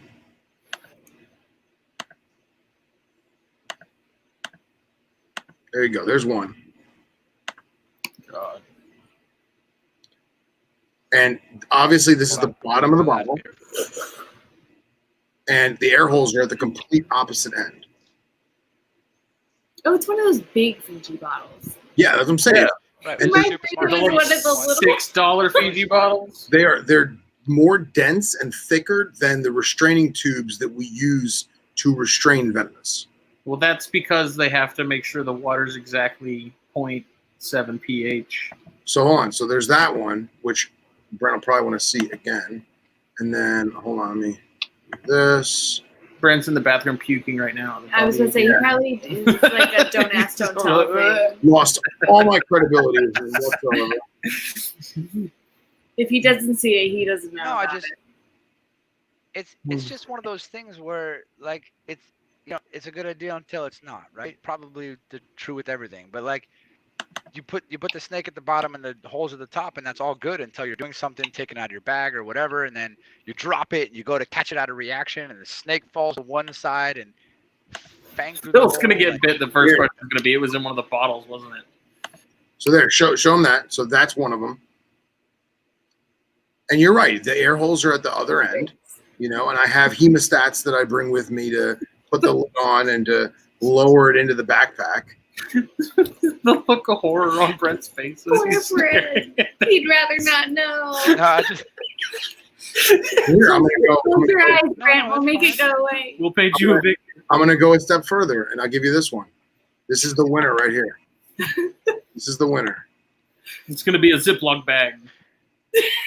Listen, this isn't the Chaz, all right? We're not giving A it. Walmart bag. A Walmart bag. A paper bag. he's like, I managed to get a 5.5 foot Horridus in this 1 liter. Bro, don't tell me that because I've done shit like that before. So yeah, and that's literally, and we'll have like one of those little tiny little JanSports, and I'll have 5 or 6 of those bottles in there, and we use hemostats to take them out by the cap. They stand them up vertical, the snake coils at the bottom, or we'll stack them horizontal, give them a little more room to move, and it's only for an hour until we get home, and that's that. But I've never, obviously, I only use it for small stuff. Like I'm not gonna put a 6-foot Eastern in there. You know what I mean? Why not? Because that would be horrible. Right. Take notes, Yeah, Brent. course. You're doing it all wrong. But it's just that one time when you start to drop and you're like, oh no, and then you try to stop it from Catch it making with your a foot. reaction purely, and yeah, I mean, I don't know. Again, I'm not gonna say it's right or wrong because it arguably still safer than a small pillowcase. Yeah, because Like, here's would you my say that a thing. pillowcase is safer. Like that has So- holes everywhere. So my thought process as is long as you're comfortable with it, it's Right. safer than well. The reason why I asked you is because handling. I Her would like friend's to. never gonna go hiking with you again. Sorry. So the reason why I initially asked you the question is because when I have the smaller stuff, this is the safest that we can do it. Because to me, by myself, bagging a small rattler like that, I don't like the bag. I don't like the fact I have to put the hook across the bag. I have to put my foot on it. I'm bending over. I have to Especially when they're that small. I have to twist it. Right. I have to twist it. Now I have to add the knot. Now I have to add the zip tie. You know what I'm saying? I'm going to put 2 zip ties because it's small, you know. And I don't have to worry, oh no, did I check the corners? Did I put my finger in the corners? Did I check the stitching? Like all these things that go through my mind. I'm like, you know what? That water bottle is durable. I'm just going to put his ass in there and then put him in a tub. Why don't you get like a Nalgene bottle or something? What is that? What's that? What? Like the unbreakable water bottle? It's a hard plastic reusable one Yeah. with a larger lid. Oh. I'm going to get his Fiji waters if he has that. He's going to have to buy Dasani. Because they have screw caps. I don't know. You could throw it and they don't crack. Like they. Well, my goal is to find a better way than using the Fiji. I don't think the Fiji bottles aren't going to crack either. Phil, I'm going to get you a Nalgene bottle for your birthday and you can put all your snakes in there. Yeah, but can I tube a pygmy into that? Yes. Can I, Justin? Yes. I don't even know what she's talking about, One second. being honest. Oh. It's the same thing, but they're larger with a larger mouth opening and a large screw top lid that you can actually clip to carabiners, and they don't break if you drop them. This is the kind of thing. Interesting. So yeah, so going back to what I was saying. So when like you get like twin spots or whatever, or something small, you know, like baby leopard or juvenile lepidus. So you're bagging those little tiny guys. And like, are you using like hemostats to hold the bag open? Are you using 2 hooks? And they come in a variety of colors. I'll get you one with your monogram on it. What's your middle name? So, but to be fair, it is nice to be able to see what animal you have in there, and those don't really come in clear. True. But like what I was saying though is that, so you get like a small willardi or like a baby pyrus or something. Do you hold the bag open with hemostats like in the air and then lower the snake into it with a hook? Or do you prop it open like a little tent and it coerces the snake into it before you put the snake hook across the top? Like how do you field bag small venomous? Right. So first of all, generally I'm not by myself when I do it. I always bring somebody with me, especially on 2-hour hikes in a venomous snake country. I usually have somebody else. So they can, with 2 sets of tongs or hemostats or anything that'll keep them 18 inches away from the bag, hold the bag open while I do it. If and when I am ever doing something like that by myself, and by that I mean I'm doing all the work, but I still have a second person with the phone in their hand just in case. Right. I'm like, hey, I know you don't like snakes, but just stand there with the phone, and this is your only job if this happens. Please be prepared. But I still do that, you know, I'm still by myself, but I have a second person. Sure. I won't work with venomous by myself. Anyways, if I'm doing that, generally what I'll do, depending on the size of the bag, I usually take smaller bags with me for those animals for that reason. I make small ones where I'll get like a normal size pillowcase, I'll cut it into 4ths and then zip up the sides, and I'll sew the corner shut at a 45 so that they don't burrow out the corner. And usually what I'll be able to do is I'll be able to use like regular tongs, where I set the bag down, lay it down, lift it up with the tongs to make almost like a triangle on the ground. Right. And then I use either it's tubed and then I can let it go through the tube into the bag, or with hemostats, just long like 24-inch hemostats, where I can get it first third of the body, kind of slide it into there. So I lay my hook down, push the snake back. Yeah, I'll lift the bag up with the small tongs of hemostats, use the hemostats to push the snake into the bag. Okay. And usually if you get it into and I use dark colored bags for that reason. Leave them in direct sunlight, but darker colors they generally go into. See, if you use a white pillowcase to make the bags out of, and they go into there, they're nice because you can bleach them, but there's too much light in there. They don't feel protected. You use a really dark pillowcase. They're like, oh, here's a place I can hide from this big jerk, and they fly into it. So generally darker colors work better. And I usually don't have any problems. Sometimes they come flying back out, and I got to do it again. I try not to do it around rocks or places that they can get away real quick. Right. Try to do it I'll try to get them out toward the dirt or something first, or at least an open space. But yeah, I mean, there's a lot of different methods of doing it, and I don't think there's necessarily, again, a right way. A lot of times it'll depend on what tools I have. Sometimes I only have one pair of hemostats on me, or one pair of tongs, and they're just gentle giants, which are terrible for those animals. Right. So I won't even use tongs on them.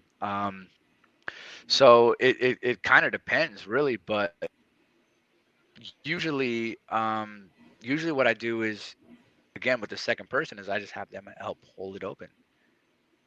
I generally just don't do it by myself. Yeah, most of the time that I go God, out, it's got to be late there. Man, what time is it there? It's Midnight. midnight. Most of the time when I go out, it's what's that? Throw a perch in a Fiji bottle and start keeping the other creatures there. That's pretty much how they ship them over from Indo. So. Yeah, I've seen worse. I'm telling you, we'll get you some Nalgene bottles. Yeah. Look at this. Here's the other thing too: is that a cylinder? Yeah. It's hard. Fijis are square, so I can actually put the Fiji on a square side on the floor, and I can double hook with like neo hooks. I can double hook a pygmy or double hook a cotton into the hole. I'm sure they make square ones. I'm sure. I'm trying to play devil's advocate because I look like a moron. Thanks. You could, but most of those, I mean, the pictures you were showing us were right in front of your car on the road. Yeah. You just had a bucket in your back seat. You could single hook them into the bucket. And true. most of the snakes that you were picking up at that size, you wouldn't even have to worry. Most of them couldn't even reach the top if they wanted to. Yeah. Well, that's I don't think that's a bad idea, dude. I mean, it's arguably safer than what a lot of other people do. I mean, I'm not gonna say it's a bad idea for sure. I do. We do. Considering worst case scenario, right? You have exposed holes on the outside. Yeah. So if you ever dropped the bottle or like went to catch it accidentally and it caught it this way, and that the hole's right here and the snake got shifted over, like it could be very close to your hand. And it's just one of those things. Like when I do my, the 5-gallon buckets where the handle comes out is right underneath those ridges. Right. So I drill my holes up into those ridges to where when you're looking at the bucket from the side, you don't see any holes. You don't see light. I can pick the bucket up by the holes, and you cannot see the holes because they're an eighth of an inch above where even my hands can go.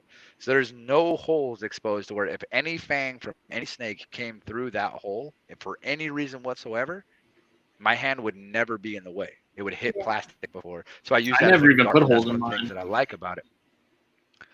And generally speaking, on the gamma seals, you don't have to. If you open them every 8 to 10 hours, the snakes were only in there for like 5 minutes while I was cleaning cages. Like that was it. So yeah, that's totally fine. Sometimes mine, I'll collect them on like a Saturday. I'll leave Arizona on a Monday and then drive 2 days back to Denver. So they're in the buckets for like 5 days. But even then, you can crack that thing once a day. Yeah, a couple seconds. Back up. Yeah, dude, and you get enough air exchange that those things are gonna live. They can, just like they do in the summer and in the winter, they can slow down their metabolic rate to a point where they don't consume very much oxygen should they have to, and they'll survive for sure. Cool. But yeah, I mean, the Nalgene bottles isn't a terrible idea. It's not a terrible idea. I mean, it's arguably safer than somebody who has no idea what they're doing trying to tie a knot and untie a knot. Right. I would, and there's only a potential for maybe 4, 5, 6 holes around the side in a terrible situation where if you dropped it wrong, caught it wrong, and everything lined up perfectly, the snake could actually get to you. It's possible, highly unlikely. Whereas in any sort of bag or pillowcase or anything else like that, you have to tie it by hand, untie it by hand. You have to move the snake back, stand on the thing. Like there's a lot more involved with that. So what you do is arguably safer than, especially for unexperienced people. Some I would Florida highly shit is what it recommend is. your method over mine for sure. I would highly recommend yours over mine, to be honest. But especially for relatively inexperienced people.